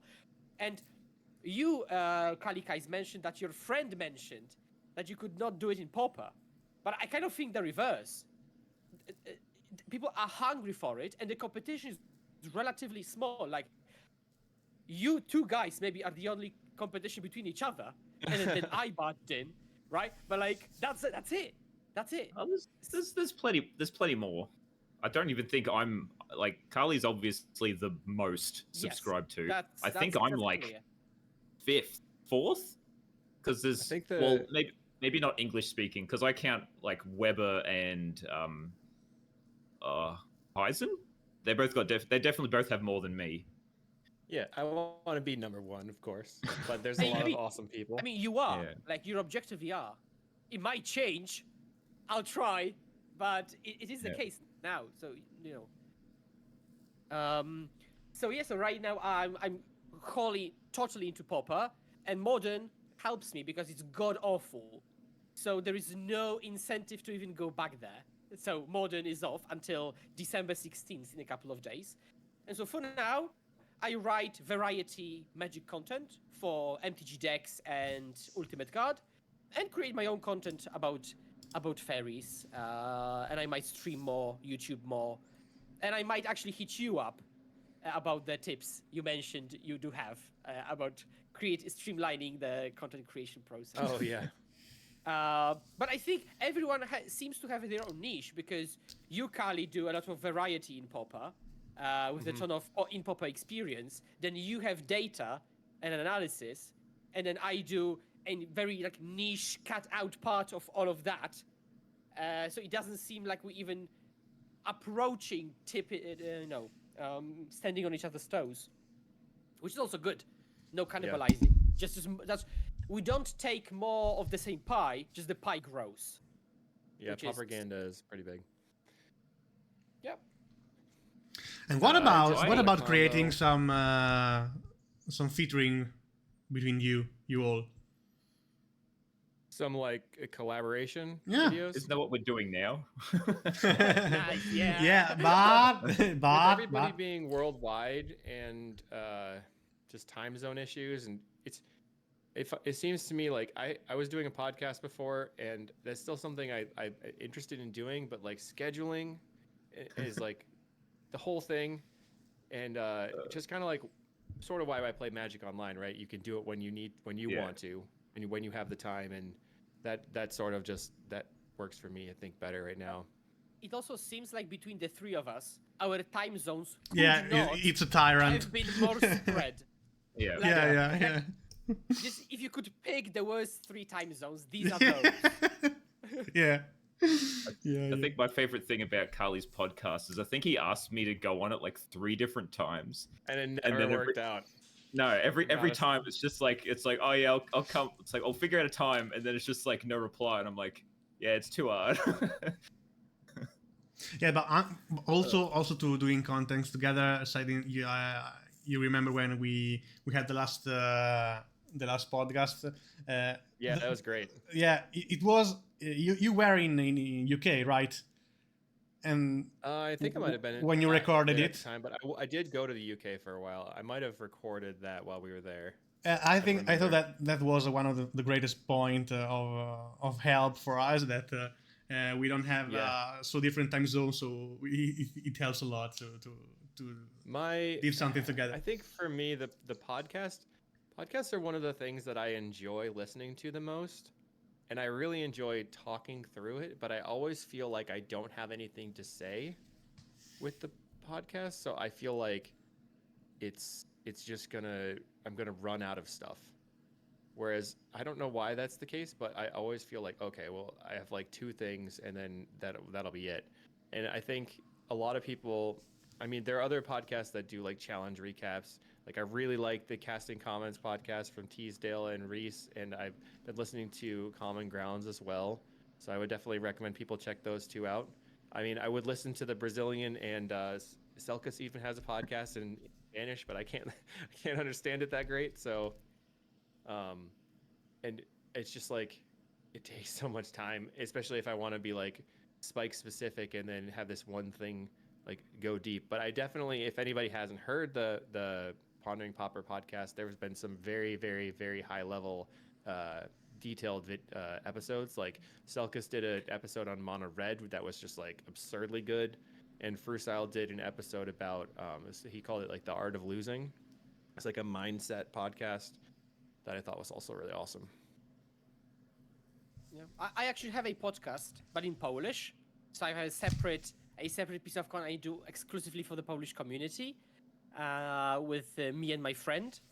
And actually, this is where the name of my team comes from, because if you recall, my team name was GMP plus Sodek, which was me, my podcast friend, and Sodek. So, but yeah, and also there isn't much Polish content, as you can guess, and people love it as well. We started from just an idea of just talk about magic. I mean, we all love talking about magic, right? Let's do it in Polish every 2 weeks, and so we did. And now it's like people know us all across Poland because we just talk about magic together every 2 weeks. It's awesome.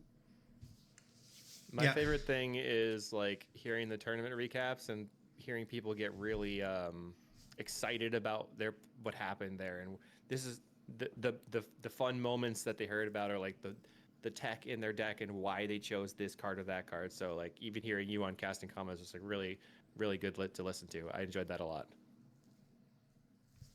Nice. And guys, a question: is there a video, a post on the report, or something like that you're particularly proud of?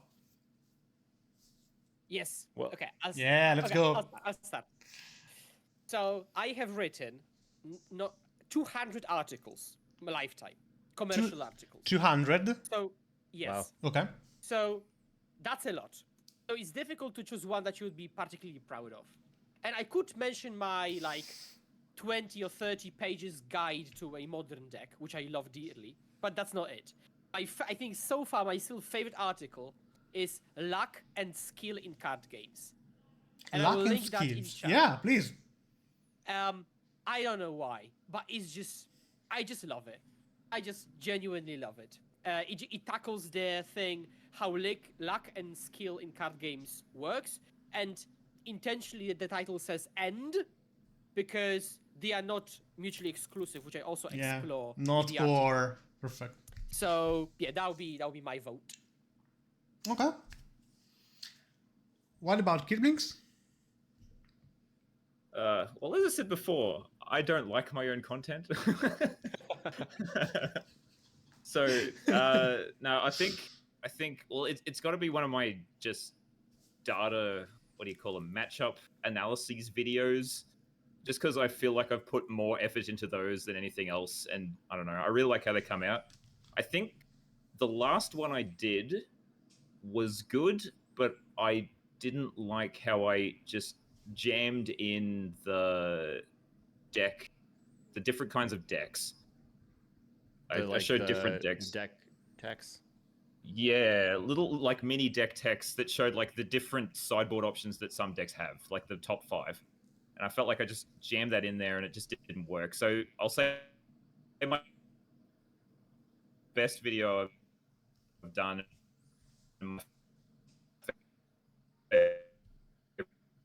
One.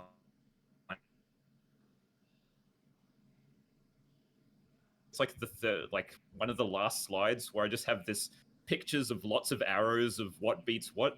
Everyone seems to meme that all the time. It's great. So I really like that one. That's probably my favorite piece of content I've ever done. Oops, sorry, I had a little technical problem. Yeah, because my What's second yours, screen. Carly? Yeah. My It's gone. my favorite video that I made recently was my short about a person playing Cycle Storm versus a person playing another deck, where they're like tap land go, and they're like, okay, cycle, cycle, cycle, cycle. And the end, he's like, I'm not gonna have any fun, am I? And the person goes, I'm having fun. I thought that was hilarious. That was my best short idea, I thought, and I was just like laughing about that for days and days and days, and I'll still sometimes bring it up to make myself laugh. But my favorite thing about the videos and stuff that I did was I really like brewing decks, and the fact that I had like just this like 2-year-long journey of playing Poison Storm, where people are playing it all over the world. That's incredible. and then being able to like from scratch build this Ruby Storm deck that I made and just like go through all those and like the iterating on it on those videos, that was super fun. So I've had a really awesome time with like the brewing part of the format. I love those videos for sure. I would say that I cover a lot of decks, but these are not the pieces of content I like the most. I love game theory. I love how things work from like a macro sense. So that's why I've got like luck and skill, how metagame works, what is tempo. I've got a ton of articles like that, and I enjoy them the most. Now, unfortunately, they take the longest time because you have to conceptually grasp it and then put it in the right words. But also they are the least read, typically, because people want, show me a deck, what's the sideboard guide? Thank you. Yep.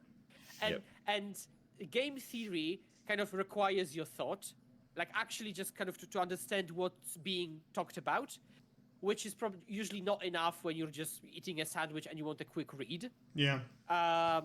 So they are least read, and they take the most effort, but I love them the most. And they do have the longevity. So sometimes someone will ask me, I will send them the article, so that's good. But love me some game theory. But they're also more universal. Like they're not just Magic related. Yes. Which also has appeal. It's just hard to try to get the attention of the non-Magic people. Oh, when definitely. you're sort of in that space. That's the only issue. Like when I was writing the luck and skill article, I intentionally almost left out Magic completely, so I can send it to a friend to show how, to people who say, oh, you're just lucky so you win, right? Well, and I send them that, and they don't need to play any card game to understand. Or I tagged now how meta works in Magic. Magic is like the last section at the bottom of the article, but it shows the concept of a meta game. Yeah. Because people don't understand how, just objects interact against each other. Yeah. And it expands on the idea of rock, paper, scissors. So I do love me some, game theory that's not Magic specific. That definitely, yeah. Especially now in the era of so many TCGs. Like I blinked, and now we see Disney, Star Wars, One Piece, League of Legends. Now it's just whoa. Just a moment before, Magic was the only paper TCG almost, and now we've got 8, right? So yeah. At least 8. Yeah. Yeah, nice. I will read today, I think, but I'm very curious about it. Yeah. But I'd like to ask to the chat if there are any questions for our content creators, or about the tournament, or whatever you want, of course. Or is there something else that you want to say to us, guys? Also, please shall remember to check out our YouTube channels, our Twitters, and our everything. Leave a like, click the bell, and stuff. Which is funny, but however cliche that is, people don't do that, and sometimes they don't know they could. Yeah, I mean, there's definitely been YouTube channels that I forgot about that. And they're like, remember to subscribe. And I'm like, oh yeah, okay. Yeah. Like I started the Patreon, and one of the people said that they thought, like I've got 3 tiers, but for some reason they only recognize 2 of them, and they were surprised a third exists, which actually meets their needs. I was like, how do you look at 2 like that? They're like next to each other, right? So. And you would think that's enough, but it seems that you have to use some social engineering kind of psychology knowledge, maybe, to show people their options, to remind them, to show the whole picture again and again sometimes, to our own benefit, that is. Yeah, our brain is very lazy on these things, so it always forget this kind of stuff. But I'd like to be honest about this. I really hate when YouTubers start to say and like so I always skip them this part. But I know that I'm weird about it. So that's not in the same spot. So you can skip it. Yeah. A lot of time in said, oh, I will get okay. Thank you for remembering me. Yeah, like and subscribe and follow. Yeah. So I think it's also important to plug yourself the best you can, because for example, some person told me when I got into the Pauper community that this and this person actually has a Twitter. I was like, okay, let me go to see. And if they had YouTube there, I would have visited their YouTube as well, right? And if they don't, I won't, because I'm new, not to Magic, but to Pauper and specific people there, right? If you have your links to everything, in theory, I would miss them. I feel like I'm getting called out here. Yeah. Because someone literally said this to me like a week ago, and I still haven't changed. There's no link to my YouTube on my on my what do you call it, x.com. And there was someone in my comments of one of my tweets that went, "Oh, you have a YouTube? Why don't you have it in your description?" I'm like, I'm just very bad at self promotion. Yeah, And then I didn't even change it. There's the interest though. If you're growing without self promotion, right? You're not trying to force it, and it's working. Yeah, but like now I see myself almost overplugging. Like, oh, you know me, then I've got Twitter, YouTube, Twitch, Patreon, Discord. How about that? I just choose. That's where you go. Yeah. Why Here's not my Instagram? link tree. Yeah, why not Instagram, Skura? Oh, I've got only a personal one. I mean, I'm this kind of weird. I don't know whether it's me myself or my demographic, but I just don't use Instagram almost at all. Okay. Yeah, So- I just go on Instagram to watch cool videos and sometimes hilarious stuff. What I find you're scrolling through Instagram and all of a sudden you see a video that you're like, "Yep, I gotta turn this off. I'm gonna put it away." I have the Patreon for sideboard guides as well as on the YouTube. If you sign up, you can get early access to videos. I've been doing that lately, making sure I'm like a week ahead on videos so people have that all ready. Sometimes that's like a positive and negative for me because then I'm like, okay, I'm too ahead. Is it relevant? But you know, it's a balance. Before I was like, you know how people live paycheck to paycheck? I was video to video. Like the hour beforehand, I'm recording this. It's happening, and that is not a way to live. That's is what not I a way do. to live. It's too stressful. I mean, I've had articles that had to be not even published because they went out of date because WotC decided to have like a last minute ban, for example. It's like, well, I've written it and you've accepted it, and they are like, yes, you've written it and we have accepted it. What do we do now? And it's more convoluted if it's a paid gig because like you never talk about such a situation beforehand, which you should. But yeah, it also just feels bad because you've put however many minutes and hours into a piece of content, whatever that piece is, and it's just irrelevant now. Unless you maybe rebrand it to "This is how it was." Okay, Yeah, and now you. How long? How long does it take to write an article? This should have happened. There's also the Familiars Discord is where I hang out most of the time if people want to get in touch with me. Yeah, but, guys, Maybe please I'm a little link bit too link in active on chat Discord, but- all your or your Discord, YouTube I channel, link or tree? profile, I do have a please. link tree. We're That'll make it here easier. for. Like Skura said. I actually don't have a link tree, but I should. I set it up for the Magic Online content creator program. Bam. Oh god. Okay, I thought it would paste a bit more nicer. Okay, never mind.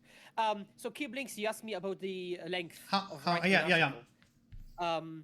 So I'm assuming a standard length is about 1 to 1.5k words because that seems to be the standard typically. So I consider myself a very fertile and prolific writer. I'm pretty efficient at that, and I write an article in an hour and a half typically. But I tend to be on a fast side of things. So I would say it's two and a half, probably for a more non-me human. Also, a lot depends on whether you need to research the topic. Like if you know the topic, I know the topic, I just write it. And I kind of, my brain knows how to structure thoughts immediately. But some people, for example, do bullet points first, research the bullet points, and then try to think, okay, how to structure that, and then potentially re-edit, for example, and that could take 5 hours. There are like Frank Carson video articles where he analyzes metagames. So like the analysis alone takes some time, right? And then you have to Right. think how you want to present the data. So, simple articles like this is the deck, this is what it does, piece of cake.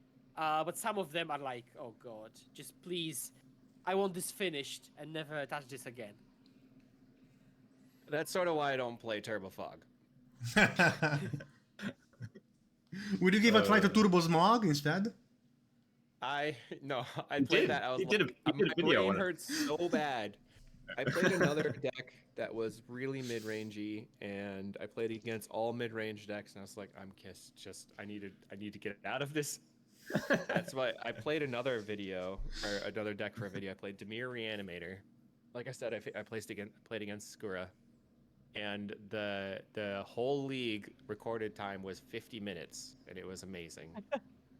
I also played a league that I'm gonna post where I played Familiars, and in the first 2 matches I took 4.5 turns.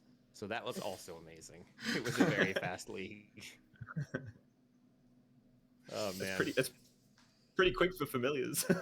yeah, you'll see. It was kind of funny, but you know I sort of running out of ideas right now, so I'm trying all the weird stuff. I have the option for like deck donations, so a couple people just reached out to me for that, so I have a couple things queued up, which is really nice. The Dimir Reanimator was a deck donation. It was super fun. So that definitely helps to get ideas out. And then, yeah, it's just, like you said, promoting yourself is one of the things that we forget to do. I reached out to Card Market, and they were nice enough to help me with the sponsorship, so that was great. I haven't really reached out to other companies yet. I tried to get in touch with, I think it was, Rain or Bang Energy Drink. I was like, I'm drinking your drinks. Can you just give me them for free? They're like, no, we only sponsor Halo gamers. Rough. Does Card Market only sponsor the decks of the week?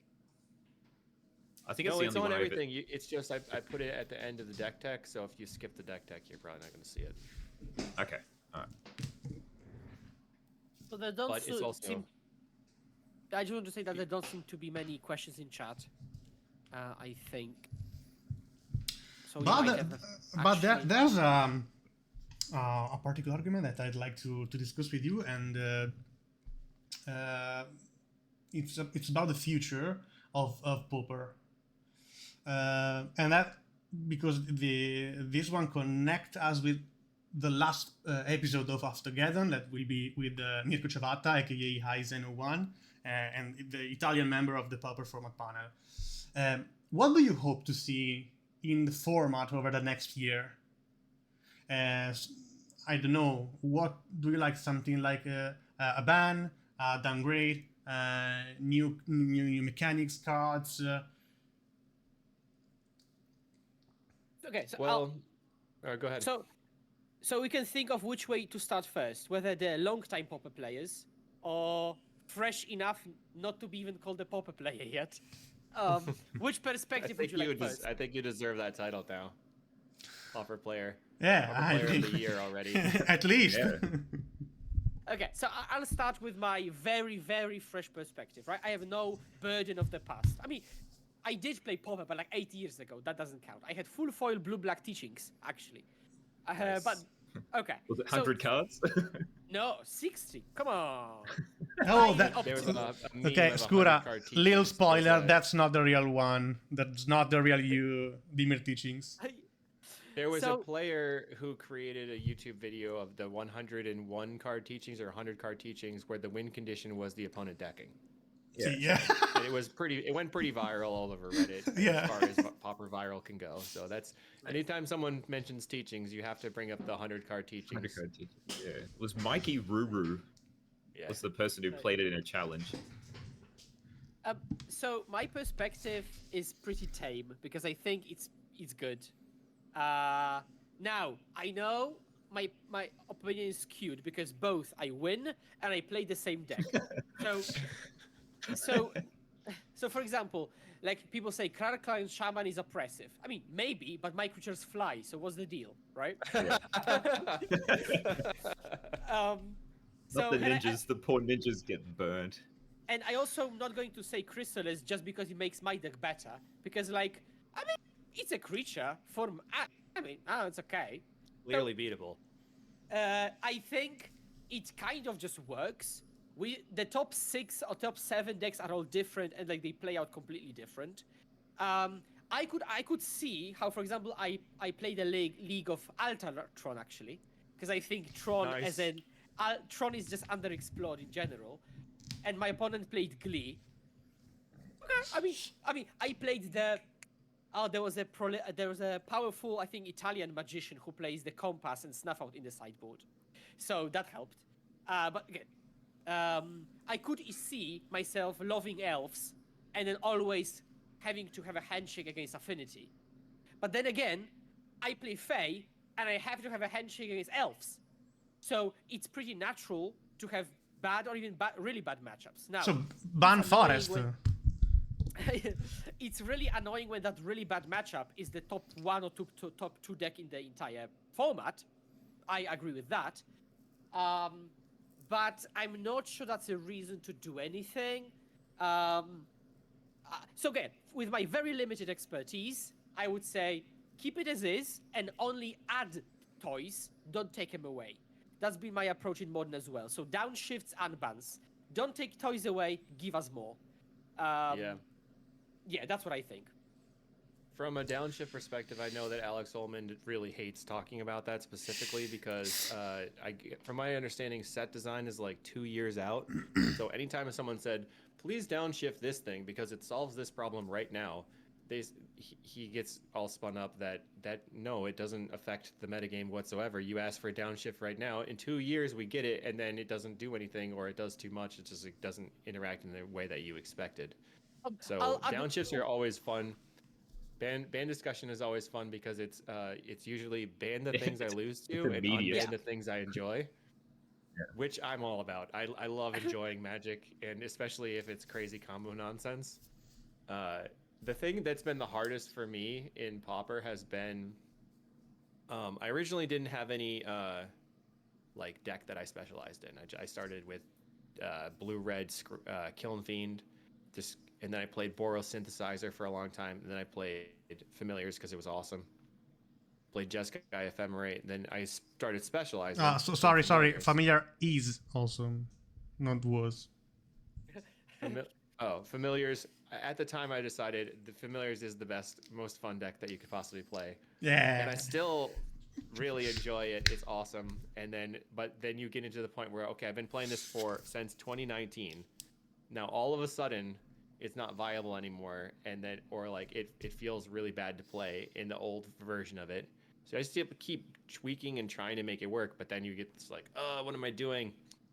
It's not fun to play the deck that was always fun to play, or the only thing that I'm good at. And I heard this on a different podcast where like the deck specialist finally has to come to the realization that you can't necessarily be a deck specialist. You have to like adapt. And I think that's just the hardest thing for me to get through. I started trying to play Glee, but also at the same time, when Chatterstorm came out, I became a Chatterstorm specialist, and then I was a Relay Storm specialist, Initiative specialist. So it's like, what? I guess I just can't give up Familiars. It's too cool. I think it would be awesome if we could expand the number of things that you can do in the format, either by unbans or having new cards printed. But the thing that's sort of like a bummer, I guess, is that Pauper is a format based on commons, and the power level of commons was relatively flat across for a long period of time.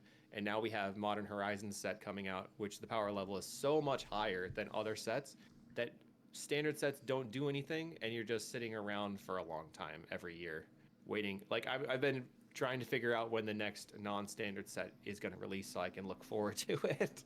So we had some cool standard cards come out, like Synthesizer was standard card. I think Sanctuary was standard card. I don't know if Thraben Charm was Modern Horizons, and then Tolarian Terror was a standard card. So you're basically asking for Pauper Master, Pauper Horizon set. More Pauper Horizon set. To just go nuts up. Modern Horizons was a Pauper Horizon set. Chrysalis broke the limited format. Anything that breaks the limited format is going to be absolutely crushing Pauper. I want more either broken combo things for me to do that's not necessarily familiar, so I can still have my own fun. And this is exactly what I said. I want more things that I enjoy. But I think it would be cool if the power level was flatter, so that we would have more fluctuation as sets release.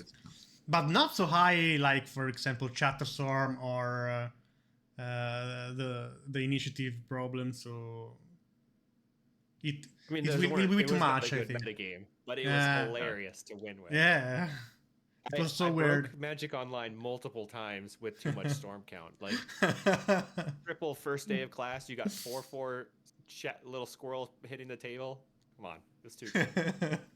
That's not Pauper, guys. So come on, yeah. But yeah, Kirblinx- I think a lot of people have this an idea of Pauper that are older or more have played the format for a longer period of time, where it's a lot of back and forth and incremental advantage, like Core Skyfish or Wellspring. But you also have it seems like there's less incremental advantage now because everyone gets so much card advantage, or you have such a high power level thing that you can do, like Avenging Hunter hitting the table, you can fill up your hole, or like, you know, the Glee on turn 3, yeah. or Quark Clan Shaman. And some decks, I think a lot of decks like soft rotated out of the format, and that just causes people that were heavily invested in Pauper to be frustrated. But at least it's not a financial burden when you're heavily invested. That's the good part about the format, I guess. It is true, but at the same time, there's the financial cost of getting a new deck and learning it and losing the whole time while you're learning it. Yeah, or just finding something is that you enjoy. You enjoyed this before, now it's not good, so you do not enjoy it. So now you got to try to find something that you enjoy, and just that quest is not what some people want. They just want to be in their little safe house, happy, and as a clam, just doing what they want to do. And the only deck that I'm that attached to for all of that is Familiars specifically. The rest of the decks are kind of like side decks, but Familiars, if that is completely not viable, it just makes my heart will break. So I just keep going after it and trying to make it work. Like it's still semi-viable now. Yeah, like it had the best conversion rate of Paupergeddon now and again, right? But it's not viable. No, it's not viable. But let's think about it. I started playing Pauper when Claude Freeze was legal. Then it was insane. That after the ban, I passed to I opened Goldfish and I say, okay, what I'm gonna play? Let's see the decks, and I saw these decks that played 13 basic lands. What is this? How can you play 13 basic lands? It was elves. So I started play elves, and I played for a lot of times. Imagine me as a main elves player after the print on the downgrade of Fairy Cannonade and stuff like that. Imagine how can I be happy about this, no? And so I posted on Twitter, how does one move on from their main deck being soft rotated? And Ocean Soul, I don't know if he is Italian, but he's been complaining for a long time that his blue Fae deck that he liked to play is like basically not playable with Affinity in the format. He's like, oh, first time.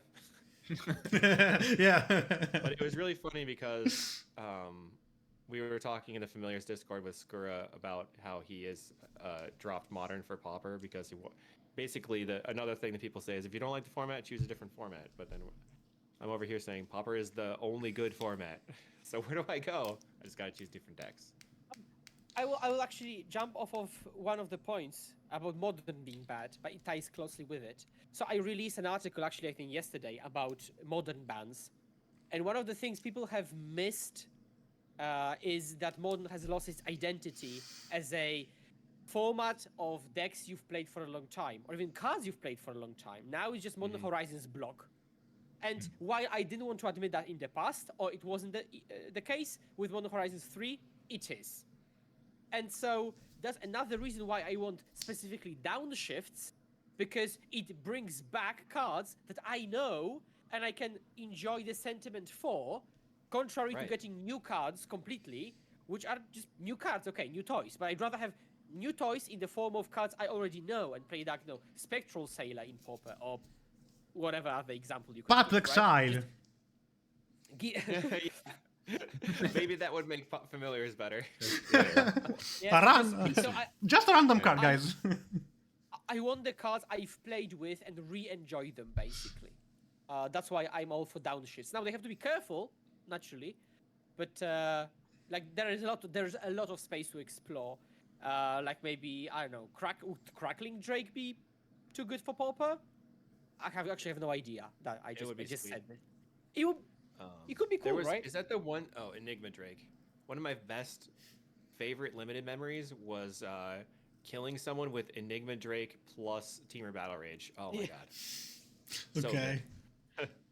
But I think that also we've had so many set releases recently that have impacted Pauper over the past couple of years, or it just feels that way. We had like multiple commander sets and the Modern Horizons sets, and then like the Tolarian Terror and Synthesizer and all that stuff combined with the bans happening at the same time. It felt like Pauper was changing all the time. There's always a new puzzle to solve, and now since summer, I think, or early summer of Modern Horizons 3, it's been essentially the same, or it feels like it's the same. And people have the same complaints about the Modern Horizons 3 cards being like, now it's MH3 block constructed that you see in the Jund mid-range deck, or essentially Affinity playing the Modern Horizons cards, which is fine. It happens. Well, it's only been so Modern Horizons 3 came out, and then I think it's been 3 standard sets. So it's been Bloomburrow, Duskmorn, and Foundations. And some of those cards were really impactful. We had Grab the Prize. The food stuff from Bloomburrow was interesting. Snare Master. The monkey, yeah. So like things changed a lot, but it also feels like nothing changed because they only changed the text that were already sort of there. Well, it's only like slight incremental. Like Bloomburrow only got us the food stuff, so it was just Carrot Cake and Heaped Harvest. And Cash Grab, I guess. They were the only cards that made any impact. The two red cards from Duskmorn, I think, were the only two. And then Foundations brought, I believe, nothing yet. I don't think there's anything that's been seeing play. For whatever that's worth, I think I personally prefer when there are cards that marginally make a deck better, rather than That would definitely be the case, and that's what I was saying. I think that the format, the power level, like the average power level, is high enough that there's not a lot of marginal improvements that are going to even and that's standard. That's what I mean. There's been like 3 sets, and we've only seen let's say 2 cards per set max, making any substantial difference, even though they're mostly just minor differences, to be perfectly honest. not even that high of an upgrade. So, I think that Grab the Prize made Madness Burn drastically better. Combining it with Sneaky Snacker, it just like a draw 2 that deals 2 damage and puts a 2/1 into play is kind of absurd. I mean, from like a regular power level standpoint, which is cool. I like that a lot. Yeah, and that's the sort of stuff. But we need you need like a lot of. Well, do we want a lot of that per standard set? Like, how many cards do you think you need to sort of make that fluctuation to make you happy? Is the question. Right. Yeah. And I just don't know what that answer is. I enjoy having a problem to solve, I guess, and I feel like it's been long enough that I haven't solved the problem that I'm not going to be able to. But so I would just like trying even crazier stuff. I would also add that philosophically, I prefer when new cards make the gap between tier 3, 2, and 1 smaller. Yeah, and right now it's wider for sure. So if I could just do that, I would give cards only to tier 3 and tier 2 decks and make them more viable and spread out the metagame more, rather than give Affinity yet another banger.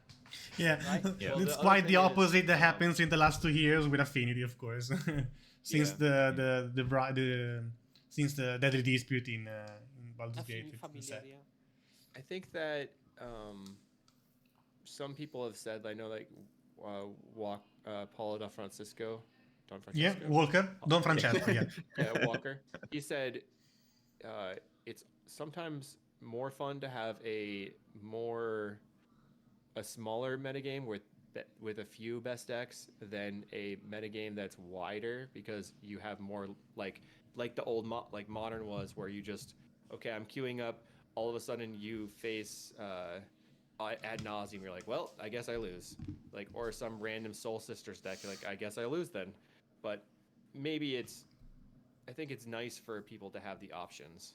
So I don't know, I haven't seen either of those, and I think Familiars does really well in a wide open format, so that's probably why I was enjoying it then. Well, it's still a wide open format. That's the thing, is that the tiers, you have no idea. You have no idea what you're going to play in a league. You're hoping to play. It's like you'd expect the top 3, and then you just play against Cycle Storm and Turbo Well, it Fog. sort of feels like 3 decks make up 50% of the metagame, and literally anything could be the other half of the metagame. So if you flip the coin, you either face one of 3 decks, or you face one of an infinite number of decks. Yeah. So I don't know how. I also agree that there is a very weird stranglehold on the format, because the top decks basically say that if you're a creature deck, you're probably dead because of Toxin. If you're a non-creature deck, you better be fast because Kuldotha will kill you, and you better have interaction because Brutescale will kill you, right? Yeah. You have to have a lot of interaction. And it all has to be free. So if you go outside of top 6, it's very difficult to find a deck that philosophically fits that, because what deck doesn't play on the ground, is interactive, not slow, etc., etc., right? Now, they exist, but that's why they are tier 2 or tier 3. And so, yeah. So I haven't talked about what I think. Well, I don't think I don't like bans. Sure, you can ban, I don't know, I think Glee is probably just a turn 3 combos, probably a little too rough. Turn 3, 2 cards, and that's all you really need. Everything else has been like 3 cards plus like a mana sink to actually function.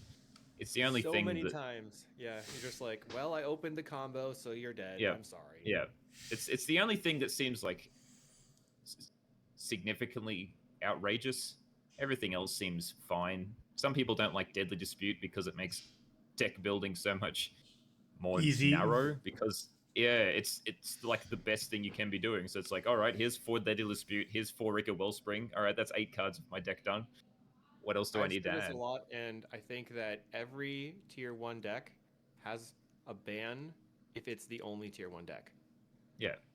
All of the tier 1 decks are so good compared to the tier 2 and below that if they were just the only one, if they were the tier 0, immediate ban.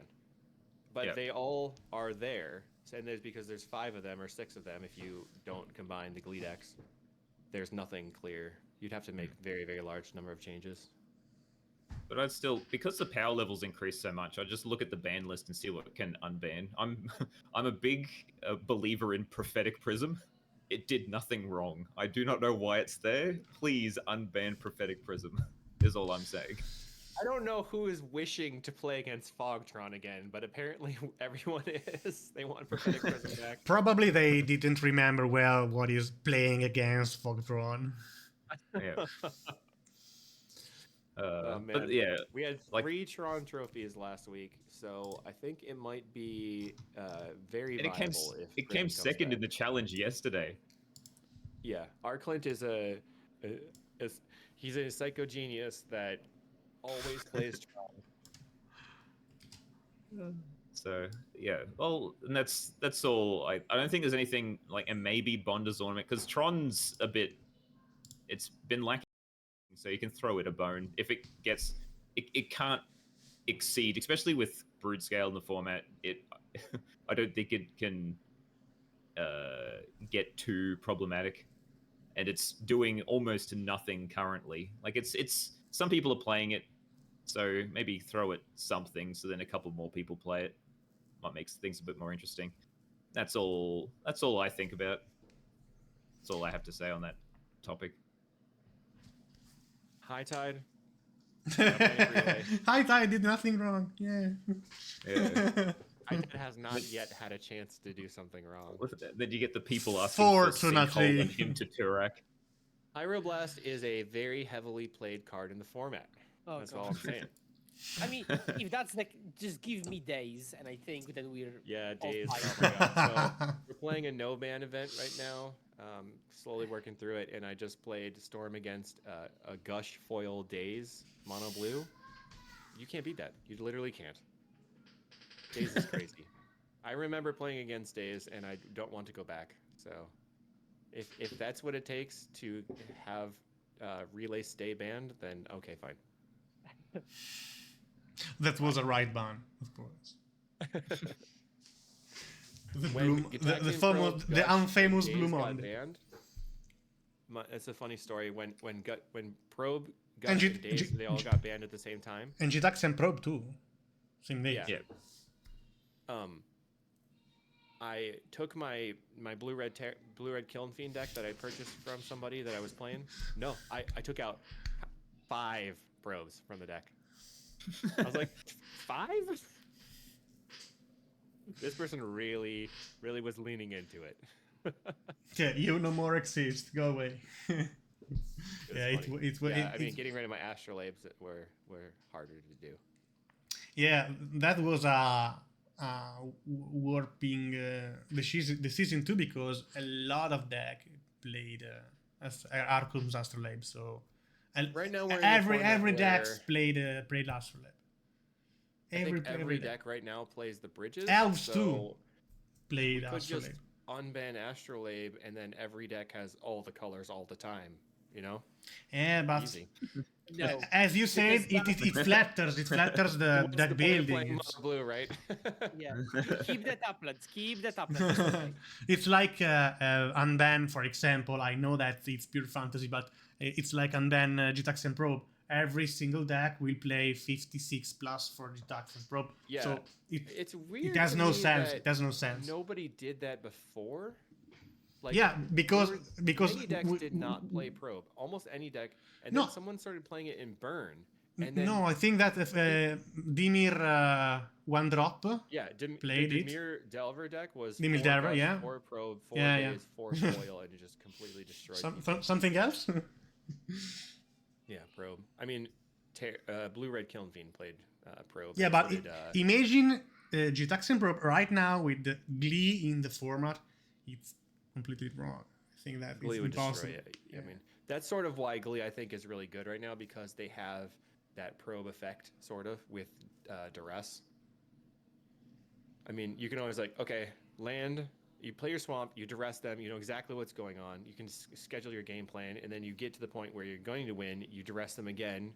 Okay, they have 6 interaction. Okay, I'll just wait more time, and now I have 3, 4 responses. Protection spells, yeah. So it's all about a clock plus disruption. You gotta choose mono blue Fae. So guys, so the answer is no ban. All of you agree with this? I have a lot of things that I would take out of the format if I had to, if I were in charge, but I don't think that anybody that's in charge of it cares what I say, so I'm just not gonna say it. Well, I wouldn't ban anything, but I think the ban that makes sense, is realistic, and benefits me, is of course Chrysalis. But it shouldn't really change too much because Glee just stays Glee, but it has a different matchup spread, like you, Kali, talked about, right? But Right, yeah. it's like you don't kill a deck, and I think that's one of the big things. But you power things down and make Fae better, so that's a reasonable choice. Yeah, I wouldn't change anything. Well, I'd unban Prophetic Prism. That's all I say. Oh god. Go back to the throne. So guys, I think that would make sense. no, to be honest, I'd ban nothing right now. Say Alepto Terror. Yeah, I agree. And Well, guys, that just means I have to get better at Glee.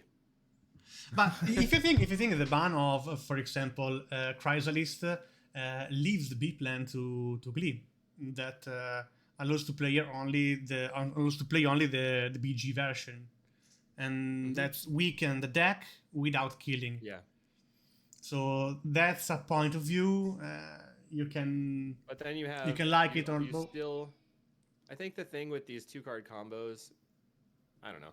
There's just a lot of decks that were viable that no longer are because of the top decks of the metagame. Like Quarkline Shaman kills elves, kills walls, kills any ground-based thing. Basically, we can see that it's currently killing Gruul, but then Gruul kills other things because it's like so fast. It's stomping faithful, and then Kuldotha is crazy fast. You can't even Hydroblast it. It's like, okay, fine. We'll just let everything be the way it is and hope that there's some cooler cards that come out. Or unban something that to power up something or some other strategy. So now we have another tier 1 deck that's way over the top of all the other tier 2 and 3 things, but at least it's a new one. Okay, guys, chat. Do you have any other question? Yeah, the win rates will be published on the next episode with Mirko Ciavatta, and so stay tuned about it. Yeah. Any other ideas, guys? I want more Pauper tournaments in the U.S., so we're working on it. Oh, let's talk about it. Let's talk about it. To set up some events and like a series in the New York State area. I know that people in Philadelphia are going to have a 2K in February, and then hopefully it keeps growing. The Casting Commons people are trying to build up the scene in the Southeast. Yeah. I think that the main thing that in the United States is because it's a very competitive scene, especially in my area. Like, people show up. If they lose, they O2 drop their piece. And we have to make it like it is in Italy, where it's a community thing. We want to be there together. And also in the UK, just like, we want to be there having fun together. That's the purpose of the event. And I think we got to strive to make it like that. Not just cutthroat top 8, $10,000 to the first place player. And what about the situation of Pauper situation in Australia? When you will found the Australian Pauper League, Kirblinx? I think there was an event that got run in Brisbane that was a pretty fun event that I think they got enough people to run it again. So I might go to that one just to help. I don't know, see what the community's like, to be honest. But it's just whether I'm not in a capital city, so I don't have, my LGS is really small, and it takes me. I'm not like it's not like Europe where you can jump in a plane or a taxi and get to another country. Even I gotta take a 4-hour plane ride just to get to my capital city, which is Brisbane, which like has that event. It's just it's so logistically Sounds like a nightmarish good for Thursday me. night. Harder than Yeah. So I feel like there's an okayish scene in Melbourne, which we'll see how that goes. Like, I'll see if I can try and get something organized. There's a couple of like, we've got 7 Point Highlander. That's our, like, that's the Australian format. So we play. There's a lot of places that do events there, but they also sort of intermingle it with other things. So I'm wondering if maybe I might be able to group in on that, because it's our. It'll be the cheaper version of that. And Well, which, so I don't know if you guys know, but Kirblinxy was the very first Pauper format champion, right? yes. Or at least in my mind, with Bogles. So I asked the Magic Online team to please. It doesn't matter if Pauper is not a Mox format this season or whatever season. Give it the format championship series again. We need that for Vintage and Pauper and whatever format that's not on the Mox rotation. But like, I think we just need more like high level events for people to get excited about and compete in. Yeah, which is fair. Everyone is always so hyped for Paupergeddon. Hopefully one day we can all get out there, take our long plane rides or short car drives. I guess you guys don't even do cars, but yeah, it's setting the example for the world, I think. So yeah, it'll just be me sitting in my house, playing online things, and that's why it's nice to have the opportunity to cast Paupergeddon, because, I mean, I'll never be able to cast anything here. There's just, I don't know. I talked with Very- the tournament organization team that they say that they really liked you. So I think that you better keep in touch for the next year. But that's my thought. We'll see what happens. I mean, time zones are a great thing. I mean, it's currently 1:30 a.m. where I am, so I'm Time having a zone great is time. a real tyrant here. Is really bad. So, but we hour-long, really like event. So guys, so let's wrap up, and I really must have a huge thanks for our incredible guest for sharing their insights, experience, and passion for the Pauper format. So I'm gonna say, of course, remember to follow these guys. Hit the bell. No, sorry, I'm kidding. Please link in the chat all of your links again, please. I'd really nice if you do it. And we'll see next week with Mirko Ciavatta with the last episode of Aftergeddon called Brainstorm, and we will talk about the win rates and the thought that PFP has about it. And I hope we can make a huge spoiler, because there are a lot of gigantic news, and we're working on it. It's a work in progress, but I really hope to have the possibility to say it in that light. So I am your friendly neighborhood Sapo. Thank you, Saidin.Raken. Thank you, Kirblinx. Thank you, Skura. You are wonderful. Thanks for everything. Cheers, See ya, guys. Bye.